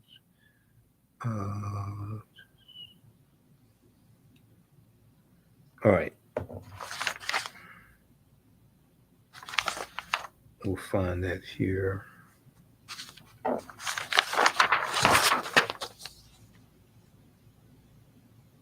Okay.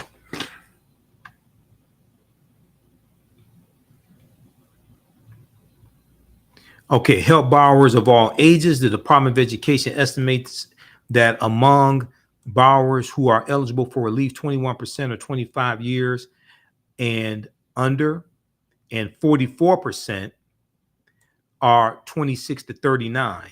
More than a third are borrowers age 40 and up, including 5% of student loan borrowers who are senior citizens. Advanced racial equity.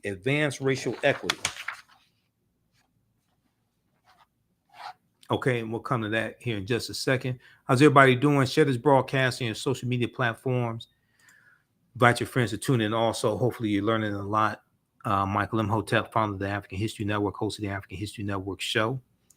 And we're going through breaking down the student loan forgiveness program that President Joe Biden announced today. We shared the press conference with you also at the beginning of the broadcast. We're going through looking at the fact sheet that is at whitehouse.gov. If you like this type of information and you've seen some of my broadcasts, you follow us here on Facebook and YouTube, The African History Network, and on Facebook and my YouTube channel, Michael Imhotep, Imhotep. You can support the African History Network as well. This helps us keep doing the research, stay on the air, keep broadcasting, pay some of the bills. At our website, TheAfricanHistoryNetwork.com, TheAfricanHistoryNetwork.com. Our Cash App, we have our Cash App link and PayPal. Cash App is $ the AHN Show through Cash App, $ the AHN Show through Cash App. Also through PayPal, paypal.me/the AHN Show. So if you've learned anything from our broadcasts, you enjoy them. This helps us keep doing the research, stay on the air, keep broadcasting, pay some of the bills. This is our official Cash App account. You've heard me say before, $ the AHN Show, SHOW. When you go to it, it says Michael and shows my picture there. These other ones are fake African History Network Cash App accounts that have been stealing money from us.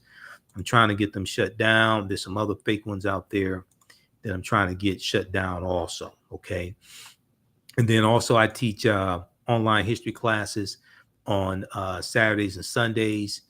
On Saturdays, normally it is ancient Kemet, the Moors, and the Ma'afa, understanding the transatlantic slave trade, what they didn't teach you in school. We deal with thousands of years of history, what leads up to the transatlantic slave trade taking place. We're doing a special class on Thursday, August 25th, 7 p.m. to about 9 p.m. Eastern Standard Time. So you can register for that. It's on sale $60, regular $130. This time around, it's a 12-week online class. We do the sessions live. All the sessions are archived and recorded. You can go back and watch it anytime. Then Sundays, 2 p.m. to 4 p.m. Eastern Standard Time. I teach from the Civil War to the Civil Rights Movement and Black Power, 1865 to 1968. So we deal with history from 1803 with the Louisiana Purchase and the Haitian Revolution. We deal with the what leads up to the Civil War taking place. We do a Reconstruction, World War I, World War II, Jim Crow era, Great Migration, Civil Rights Movement, and Black Power movement. Okay, to understand what happened to us after slavery ended, what were the laws and policies put in place to put us where we are today, to understand where we need to go from here. And we also have a bundle pack. You can register for both classes for $100. It's at our website, TheAfricanHistoryNetwork.com, TheAfricanHistoryNetwork.com, our new website. Okay, let's continue here. And I'll post the link here so you can register for the classes also. Okay, I want to go back to this.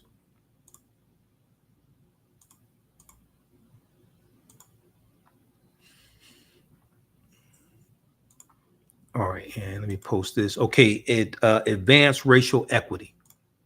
This is huge. This also ties into something that got like very, very little coverage was when they introduced the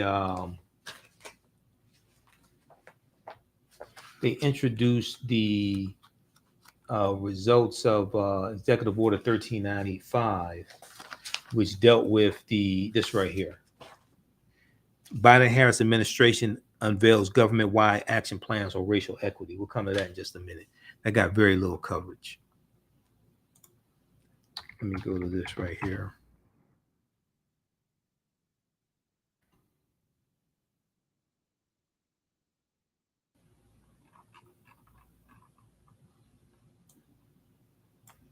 Okay, so we'll post this right here.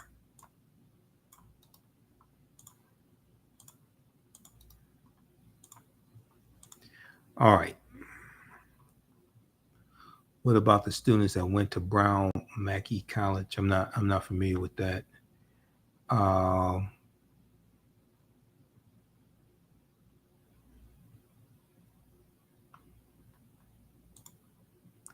right, another dumbass. Okay, let's continue.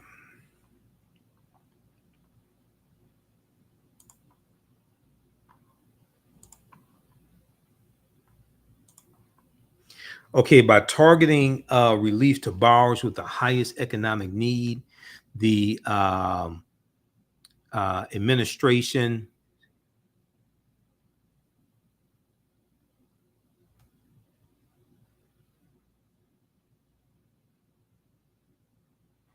By targeting relief to borrowers with the highest economic need, the administration's actions are likely to help narrow the racial wealth gap. Blacks, African American students are more likely to have to borrow for school and more likely to take out larger loans. African American borrowers are twice as likely to have received Pell grants compared to their white peers. Other borrowers of color are also more likely than their peers to receive Pell grants.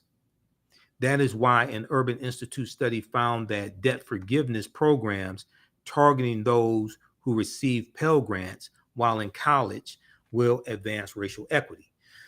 So it goes and talks about nearly 90% of debt cancellation benefits will go to borrowers earning less than $75,000. Okay, that's page 7.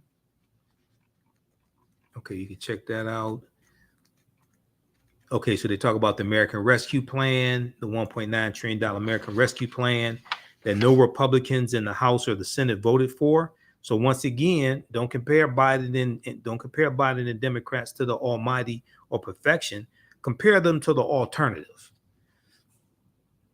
The Department of Education will work quickly and efficiently to set up a simple application process for borrowers to claim relief. The application will be available no later than when the pause on federal student loan repayments terminates at the end of the year, December 31st, 2022. Nearly 8 million borrowers may be eligible to receive relief automatically because their relevant income data is already available to the department, which means they don't have to apply. They don't have to fill out a form. Thanks to the American Rescue Plan that no Republicans in the House or the Senate voted for, this debt relief will not be treated as taxable income for the federal income tax purposes. This debt relief will not be treated as taxable income. To help ensure a smooth transition back to repayment, the Department of Education is extending the student loan pause a final time through December 31st, 2022. No one with federally held loans has had to pay a single dollar in loan payments since President Biden took office. And we know it started under Trump, okay? He was pushed, Democrats pushed to have the student loan forgiveness as well. And it continued under President Biden, the Biden-Harris administration.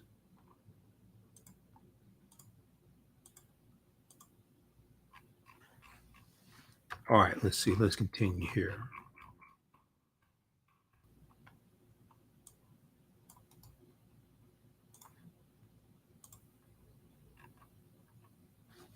Okay, what I'm going to go to next? Got that. Future borrowers.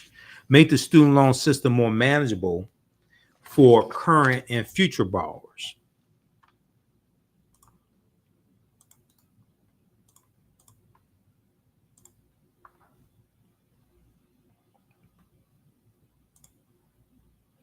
Fixing existing loan repayment to lower monthly payments. The administration is reforming student loan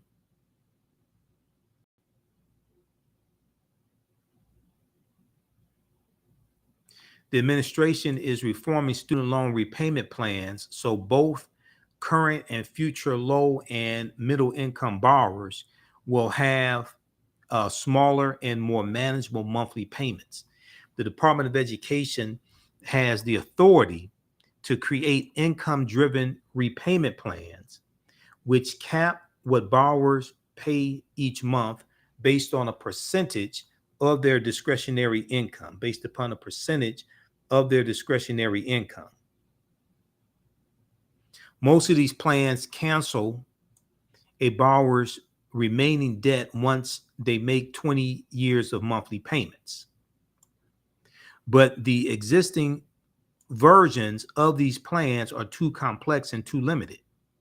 As a result, millions of borrowers who might benefit from them do not sign up, and the millions who do sign up are still often left with unmanageable monthly payments. To address these concerns and follow through on Congress' original vision for income-driven repayment, the Department of Education is proposing a rule to do the following. For undergraduate loans, cut in half the amount of borrowers. For undergraduate loans, cut in half the amount that borrowers have to pay each month from 10% to 5% of discretionary income.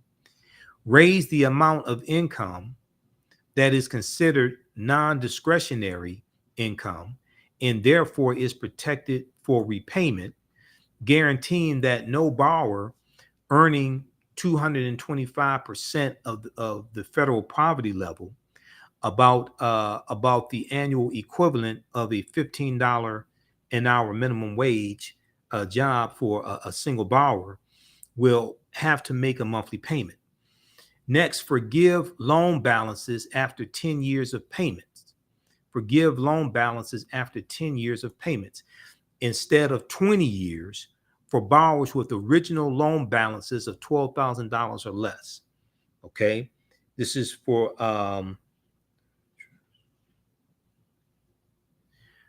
forgive loan balances after 10 years of payments instead of 20 years for borrowers with original loan balances of $12,000 or less.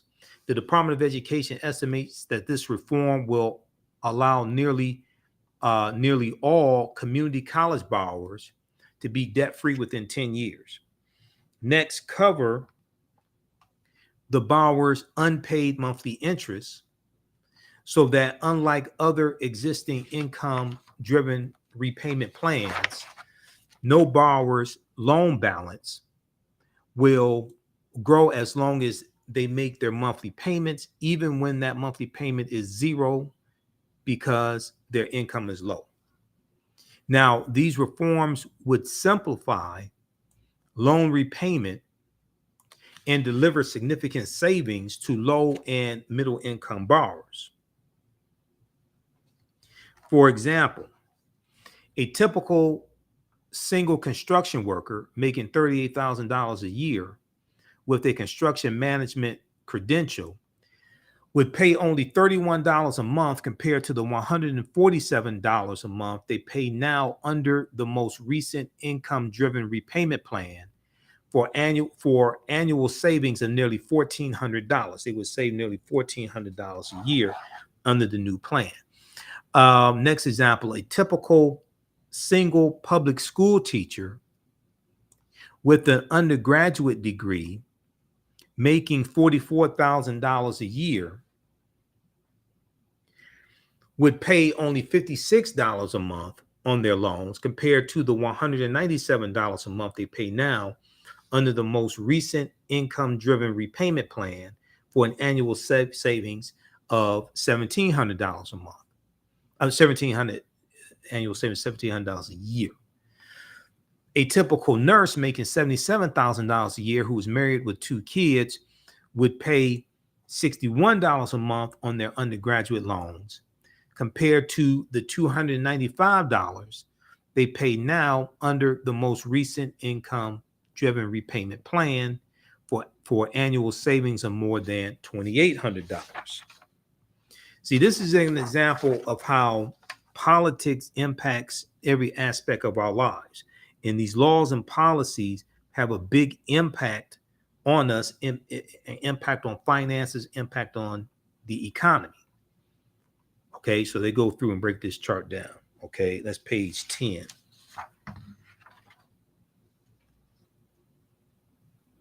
Then they go and they talk about protecting borrowers and taxpayers. Okay, so they talk about the public service loan forgiveness program also. Borrowers working in public service are entitled to earn credit toward debt relief on the public service loan forgiveness program. But because of complex eligibility restrictions, historic implementation failures, and poor counseling given to borrowers, many borrowers have not received the credit they deserve for their public service. The Department of Education has announced time-limited changes to the public service loan forgiveness program that provide an easier path to forgiveness of all outstanding debt for eligible federal student loan borrowers who have served at a nonprofit, in the military or in federal, state, tribal, or local government for at least 10 years, including non-consecutively. Those who have served less than 10 years may now more easily get credit for their service to date toward eventual forgiveness. These changes allow eligible borrowers to gain additional credit toward forgiveness, even if they had been told previously that they had the wrong loan type,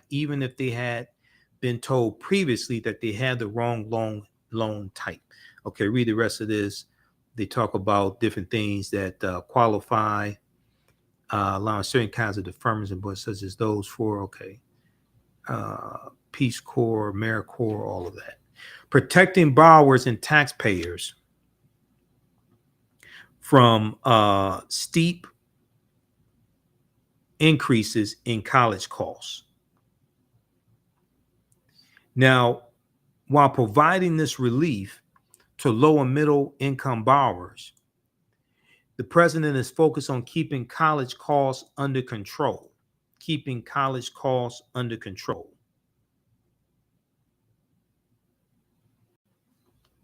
Under this administration, students have had more money in their pockets to pay for college. The president signed the largest increase to the maximum Pell Grant in over a decade and provided nearly $40 billion to colleges and universities through the American Rescue Plan. Also, HBCUs got $5.8 billion in 2021 from the Biden-Harris administration.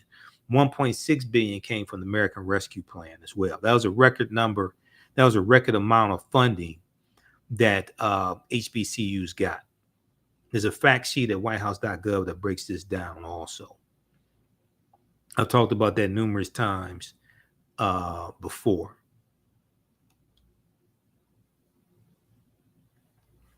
Okay, nearly $40 billion to colleges and universities through the American Rescue Plan, much of which was used for emergency student financial aid, allowing students to breathe a little easier. Okay, additionally, the Department of Education has already taken significant steps to strengthen accountability so that students are not left with mountains of debt with little payoff. The agency has reestablished the enforcement unit of the Office of Federal Student Aid,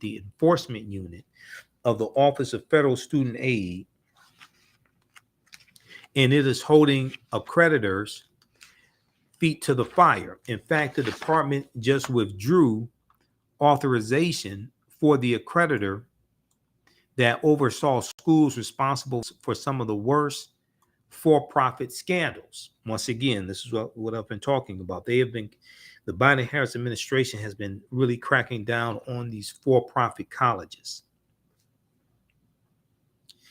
The agency will also propose a rule to hold career programs accountable for leaving their graduates with mountains of debt they cannot repay, a rule the previous administration repealed. This is what happened under the Trump administration. The Trump administration reversed the policy from the Obama-Biden administration that would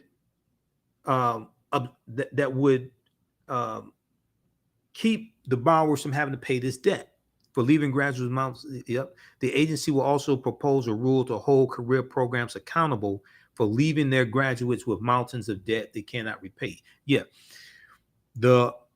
Under Betsy DeVos, the Trump Department of Education backed off of holding these nonprofit colleges accountable. Okay. So read the rest of this also.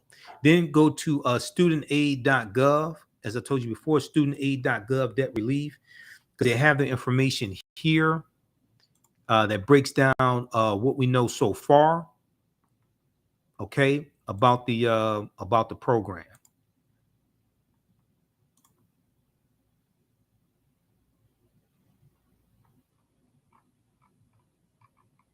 And that is where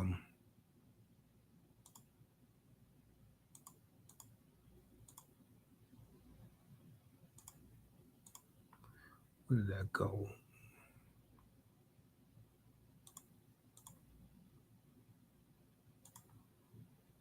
Okay, it was one of these here. I'll find it. All right, now I want to go to very quickly here. It was I want to look at let's look at this quickly here. We looked at ITT Tech. We already looked at that one.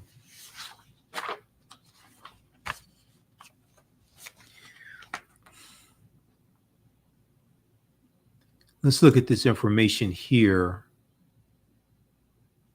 dealing with the student loan forgiveness by executive order legal. Is student loan forgiveness by executive order legal? Notice today you didn't hear Biden say anything about executive order. When you go through and look at this information, it says nothing about executive order. We look at the information from the Department of Education as well as from the White House. It says nothing about executive order.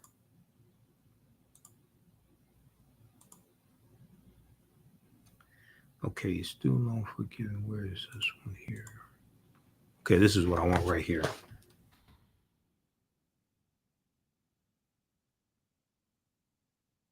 Because a lot of people are under the misconception. Can you all see okay? Okay, a lot of people are under the misconception that Biden can just do an executive order and just discharge all the student loan debt.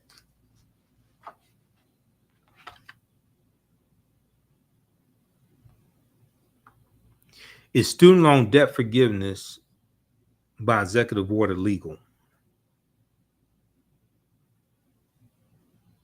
This is from thecollegeinvestor.com, thecollegeinvestor.com, but there are other sources out there you can look at as well.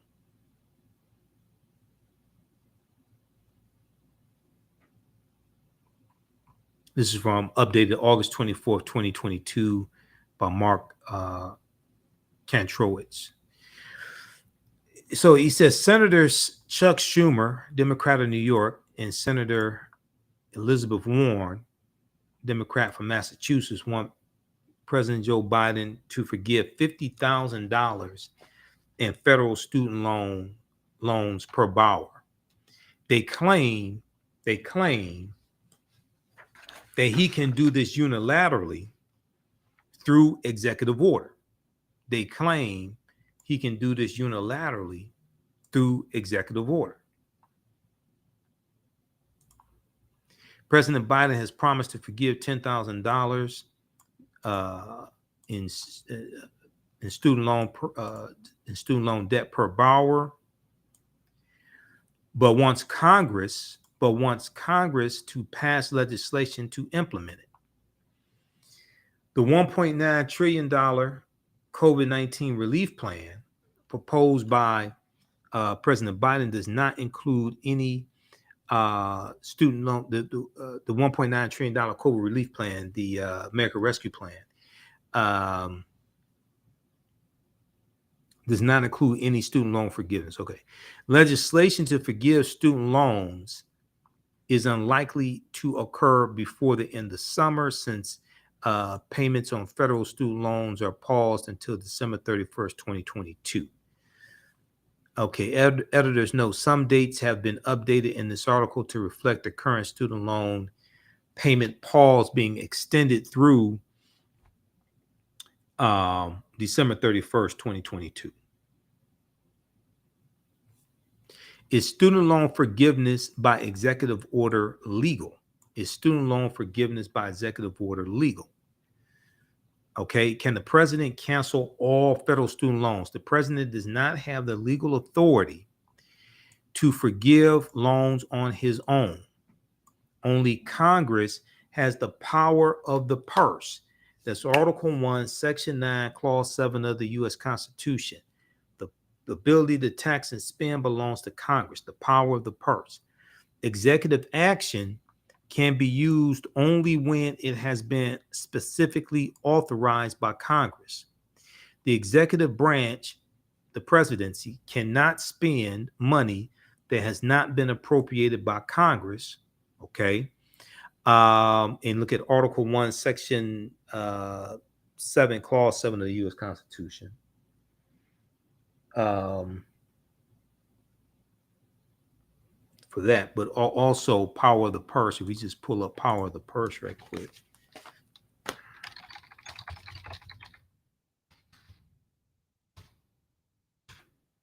We'll look at the information from Cornell University Law School. They should have the information from Cornell.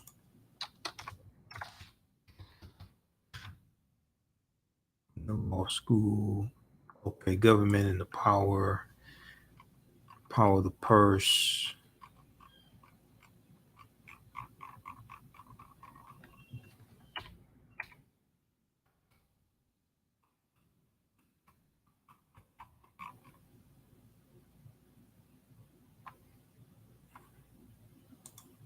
Let's pull this up. Hold on, where is that? Okay, well, we'll look at house.gov, power of the purse. House.gov, which is Article 1, Section 7. Article 1, Section 7. Okay, no, Article 1, Section 9, Clause 7. I was correct. This right here.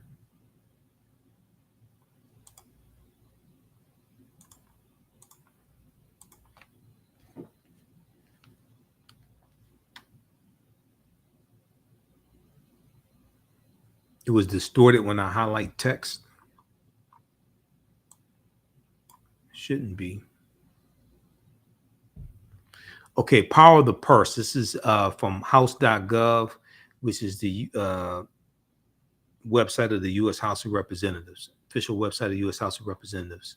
This is history.house.gov. This is in the history section of the House of Representatives. Power of the purse. Now, Article 1, Section 7, Clause 1 of the U.S. Constitution says, all bills for raising revenue shall originate in the House of Representatives. All bills for raising revenue shall originate in the House of Representatives, but the Senate may propose or concur with amendments as on the bills. Now, Article 1, Section 9, Clause 7, which is what I was talking about, quote, no money shall be drawn from the Treasury, but in consequence of appropriations made by law and a regular statement and account of the receipts and expenditures of all public money shall be published from time to time. Okay, so that deals with power of the purse. The ability to tax and spend belongs to Congress. And Congress appropriates the money. This is why the annual federal budget, the White House proposes the annual federal budget, but it goes to Congress for them and their respective committees in the House and the Senate to vote on different parts of the annual federal budget that the White House sends to Congress. Okay, so read the rest of this here. Power of the purse.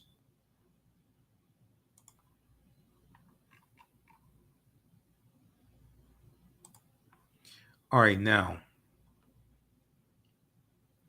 let's go back to this one right here. I want to look at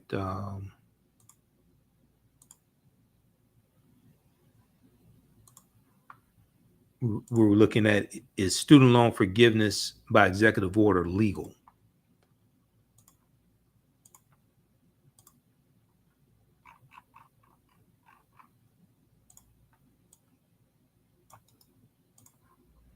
Okay, this is what we're looking at here. All right, now, the executive branch cannot spend money that has not been appropriated by Congress. The claims that the president has the authority to forgive student loans are based on misreading the Higher Education Act of 1965. And this is what I was hearing. I was hearing all these progressives the past few months, different shows saying Biden has the authority. He just has to sign the executive order, blah, blah, blah, to do this, right? First of all, I've been on a committee to write an executive order. That's hard work. I was on a committee to write an executive order for the city of Detroit. It took us 13 months to get it done because it went through different revisions. That's people think the president just signs a sheet of paper. No, it takes legal research to do to be able to put together executive orders. You have to coordinate with different departments. It's not like a proclamation, like the president just sitting down writing out a Christmas wish list or something like that. That's not what executive order is. That's hard work. I've been on a committee to write one. Okay, so let's go back to this here. But what happened was when I would hear people say the president has the authority to do an executive order, discharge student loan debt, they never cited the law that they claim gave the president the authority. Because I kept wondering, what law are they talking about? They never cited the law that they claim gave the president the authority. The claims that the president has the authority to forgive loans are based on a misreading of the Higher Education Act of 1965 at 20 USC 1082, Section A6. That section of the Higher Education Act of 1965 provides the U.S. Secretary of Education with the authority to modify, compromise, waive, or release any right, title, claim, lien, or demand, however acquired, including any equity or any right of redemption, including any equity or any right of redemption. But that quote is taken out of context. The preamble to that section of the Higher Education Act of 1965 limits this authority to operating within the scope of the statute. Quote, in the performance of and with respect to the functions, powers, and duties vested in him by this part, the secretary may, not the president, the secretary may.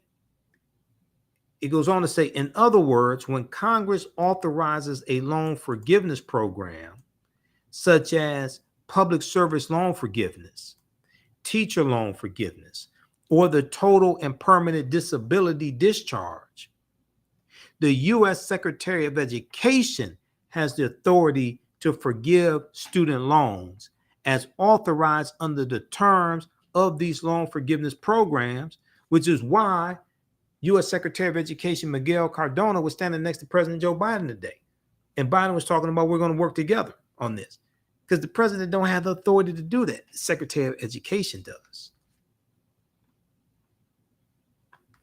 Without authorization by Congress of a specific loan forgiveness program, the president does not have the authority to forgive student loan debt. This is why a lot of these progressives running around saying the president can just do an executive order, discharge $50,000. No, he can't. He doesn't have the authority. Stop making stuff up. Without authorization by Congress of a specific loan forgiveness program, the president does not have the authority to forgive student loan debt.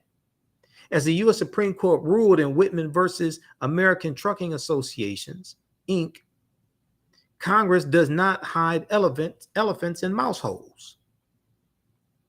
In addition, this language refers to Part B of Title IV of the Higher Education Act of 1965, which applies only to loans made under the Federal Family Education Loan Program, FFEL. Okay, read the rest of this here. They talk some more about the Higher Education Act. They have a video there as well. Okay, the president doesn't have the authority to just do executive orders and just discharge student loan debt. Okay, let me try to refresh the screen here right quick. This is just stored in it. Hold.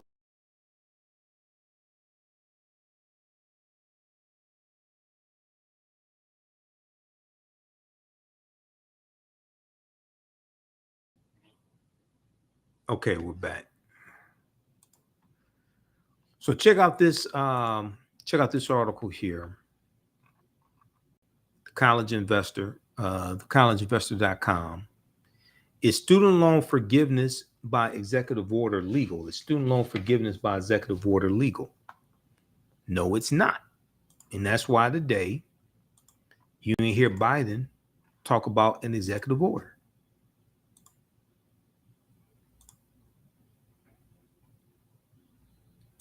All right, now this where is it? Oh, check this out from the New York Times. New York Times has some good information on this, answering questions. What you need to know about Biden's loan forgiveness plan. New York Times. President Biden's move means the student loan balances of millions of people could fall as much as $20,000. The frequently asked question, this frequently asked question explains how it will work. Okay, so check this out also. Once again, for all the people who want to talk how much money is going to Ukraine, the annual federal budget for 2023 is $5.8 trillion from the U.S. government. Now 54 billion or 70 billion. And then also this is costing taxpayers as well, because people like talk about how much money going to Ukraine. Now they ain't saying nothing about Afghanistan, but they just want to talk about Ukraine.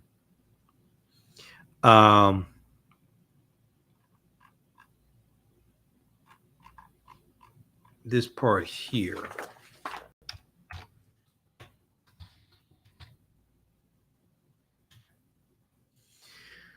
Between 300, how much will this cost the federal government and taxpayers? According to an estimate using a model that the Wharton Business School at the University of Pennsylvania, is one of the top business schools in the country, that the Wharton Business School at the University of Pennsylvania developed, the cost of the $10,000 cancellation initiative alone could range between $300 billion to $980 billion. Okay. So when people think, oh, they just cancel debt. Oh, it's free. They just cancel debt. What the real world work like that? The way it works in like in your head, the real world doesn't work like that. If you ever study Bruce Lee, when the karate practitioners used to brag about how many bricks they could break, all that stuff, Bruce Lee used to respond, bricks don't hit back. Bricks don't hit back. See, in your head, it's easy to hit something that's not moving, it's not trying to hit you. But like in a real fight, because he's saying, oh, that don't matter. In a real fight, you ain't hitting a brick that won't hit back. You're hitting something that's going to hit you back and is moving and is trying to hit you back and take your head off. So like in a lot of times in people's minds, everything goes the way they think it's going to go, because they don't realize, they think they're dealing with a brick that won't hit back. No, the real world doesn't work like that. So just thinking that, oh, they can just cancel student loan debt and it doesn't cost anything. No, that's not how the real world works. All right. Okay, so we got that. We did that. We did that as well. This is, I wanted to show this article here. This other one from businessinsider.com. Does this one show up with Charlie Rose? Why aren't these articles showing up?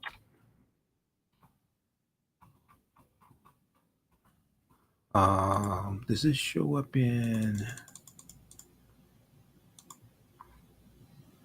I think it shows up in Firefox. Okay, see, can I show this to you? This is an important article. I talked about this when it came out a few months ago.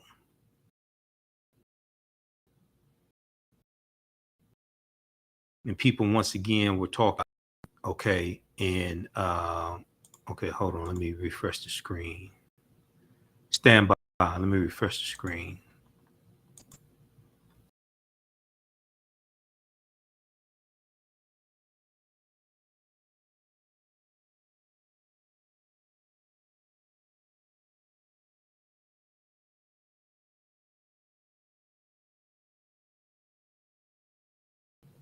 Okay, all right, we're back. Can you all hear me okay?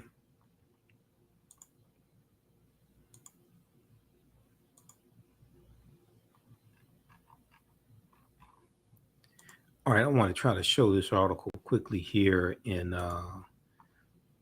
see if I can show it to you in Firefox.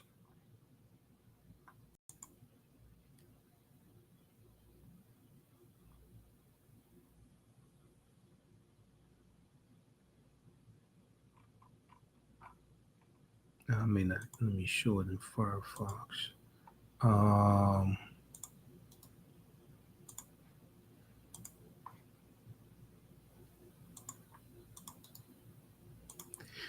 This is one dealing with the research that Charlie Rose did a few months ago and came to the determination that Biden does not have authority to discharge student loan debt.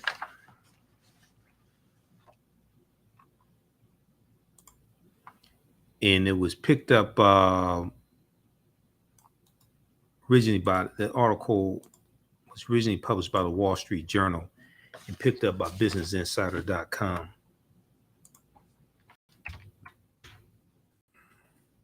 I'm trying to pull this up here.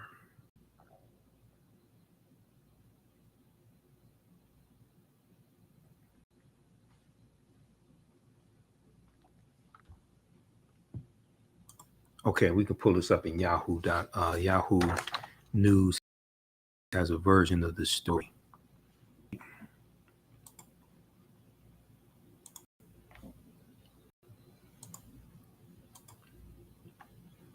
Okay, former Obama lawyer says Biden likely does not have the legal standing to cancel student debt broadly.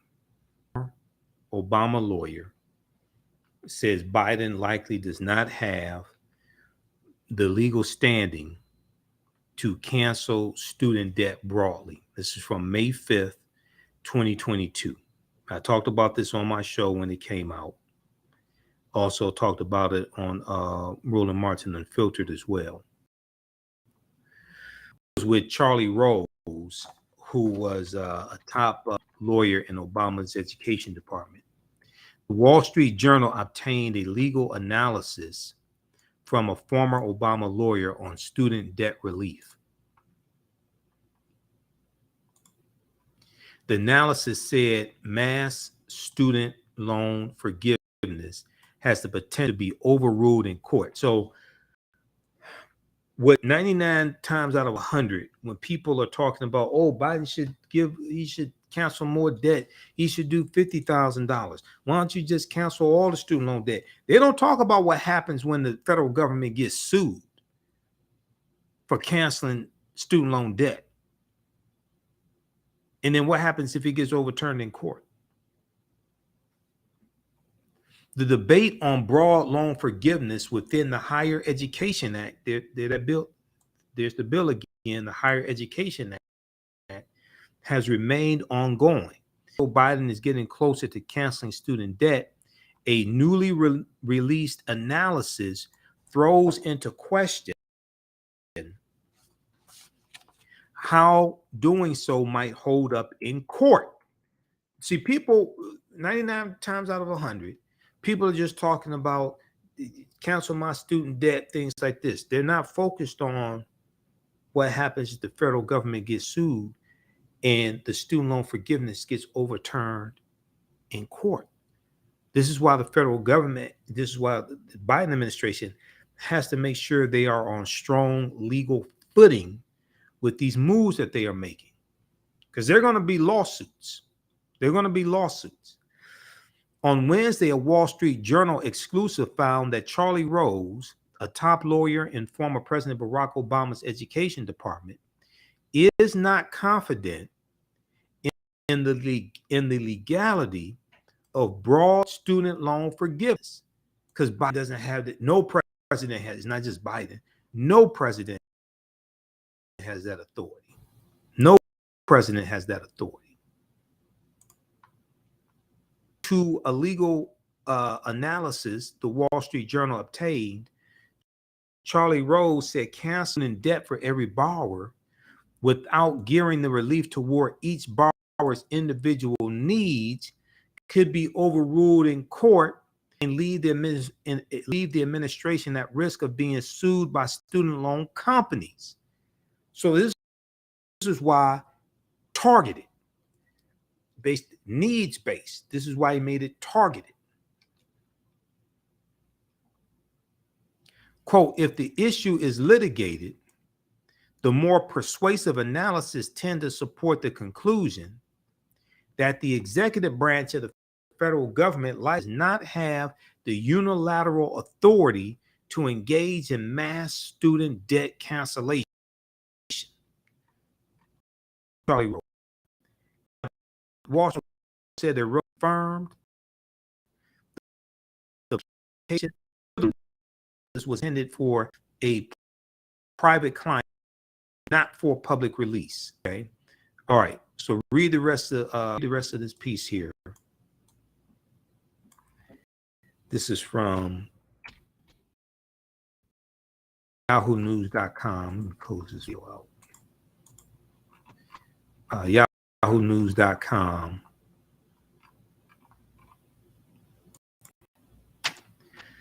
Let's go back. And I read this article when it came out. We talked about it on my show. Because I would hear people call radio shows, I hear people calling Reverend Sharp's show. They say, oh, Biden has to just cancel student debt. They didn't cite what or anything. Former Obama lawyer said Biden likely does not have the legal standing to student debt broadly. This was originally reported by the Wall Street Journal.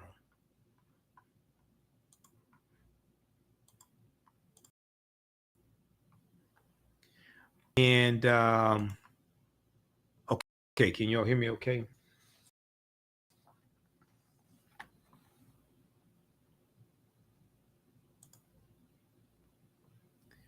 All right, now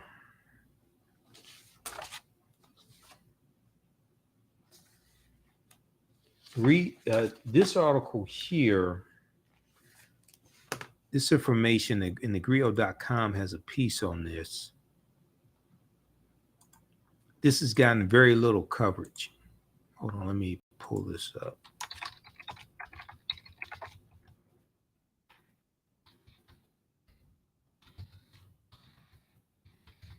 Biden-Harris administration unveils government-wide action plans on racial equity. This is from April 14th, 2022. It's from thegrio.com. They're going to show have a whole bunch of ads up here for the Grio.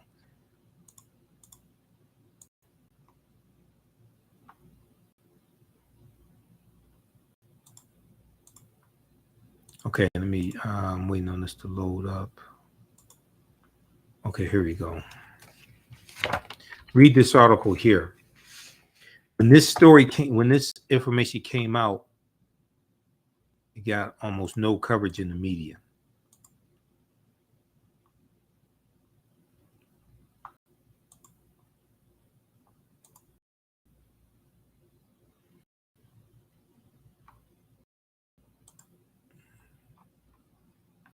Okay, not that. I want this one here.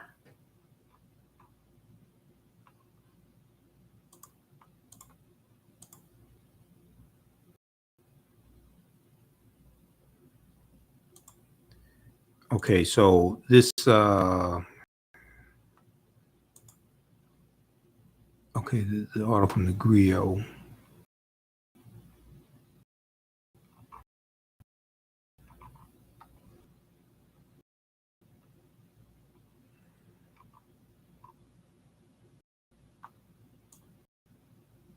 Hold on, I'm trying to show them.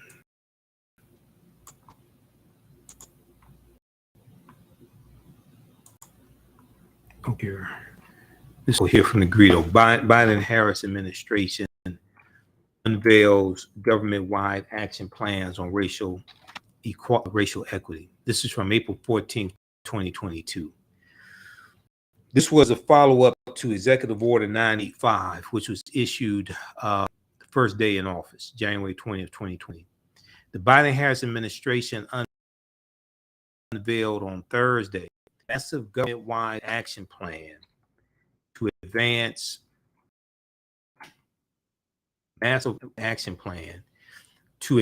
racial equity across 90 federal agencies to address racial equity across 90 federal agencies and commitments laid out by government leaders. How many people heard about this? This came out in 2022. So I talked about it here on my show. Here on that. The announcements from the dozens of federal agencies are the start of fulfilling an executive order signed by President Joe Biden's office to advance equity across the entire federal government.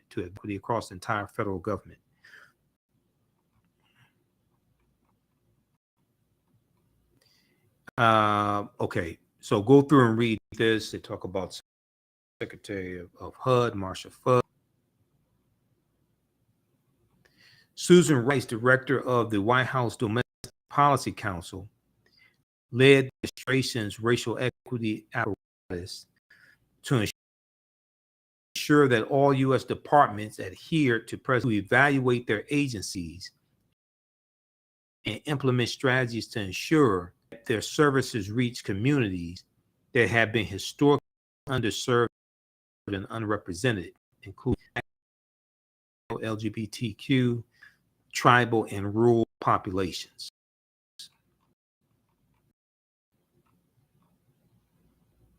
Okay, so read this, thegrio.com. Biden-Harris administration unveils government-wide actions on rural equity.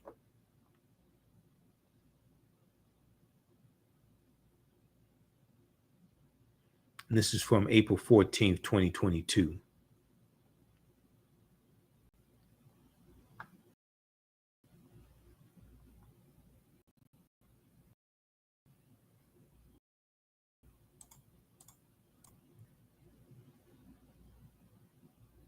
All right.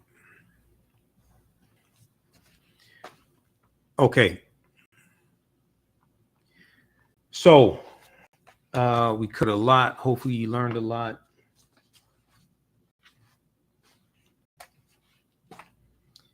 So this is good news with the student loan forgiveness program.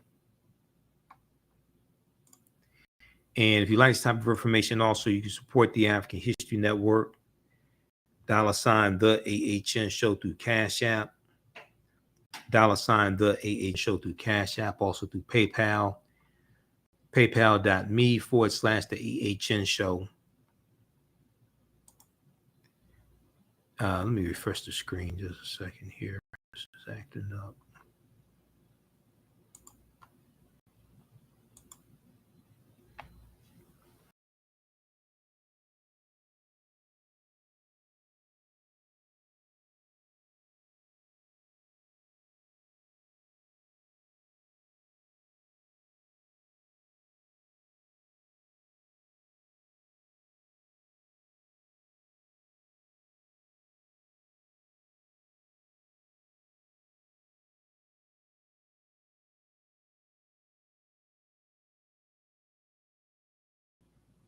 Okay. All right, we're back. All right. So if you like this type of information, also you can support the African History Network show. Support the African History Network. $ the AHN show through Cash App. $ the AHN show through Cash App. Also through PayPal, paypal.me/the AHN show. So just keep doing the research, stay on the air, keep broadcasting, pay bills, etc. And we have the information around the homepage of our website. And we have the Cash App link there as well. Okay, so right here. And this is our official Cash App account, $ the AHN show. It says Michael, and it's my picture there. You can also register for our online history classes. Our next class, Thursday, August 25th, Ancient Kemet, the Moors, and the Ma'afa, Understanding the Transatlantic Slave Trade, what they didn't teach you in school. That is, it will be 7 p.m. to 9 p.m. Normally, it's on Saturdays, Eastern Standard Time. We do the sessions live. You can join us in class live, or you can watch the sessions on demand, okay? Because once you do them live, all the sessions are archived and recorded. Classes on sale $60, regularly $130. And then on Sundays, 2 p.m. to 4 p.m. Eastern Standard Time, I teach ancient from the Civil War to the Civil Rights Movement of Black Power, 1860 to 1968. Okay, and we go through and deal with history leading up to the Civil War, and deal with Reconstruction, Jim Crow era, World War I, World War II, Great Migration, Civil Rights Movement, the Black Power Movement. So we have a bundle pack. You can register for both classes for $100 also. It's right on the homepage of the website. All right, look, we have to get out of here. Remember, at the African History Network, we focus on educating, empowering. Remember, at the African History Network, we focus on educating, empowering, and inspiring people of African descent throughout the diaspora and around the world. Because right now, it's correct wrong behavior. It's not over till we win Wakanda forever. Thanks for joining us. Give us a thumbs up, give us a heart, give us a like on this broadcast. Hopefully you learned a lot as well. This is big news, is debt forgiveness. Okay. Remember, right now it's correct wrong behavior. It's not over till we win Wakanda forever. And we'll talk to you next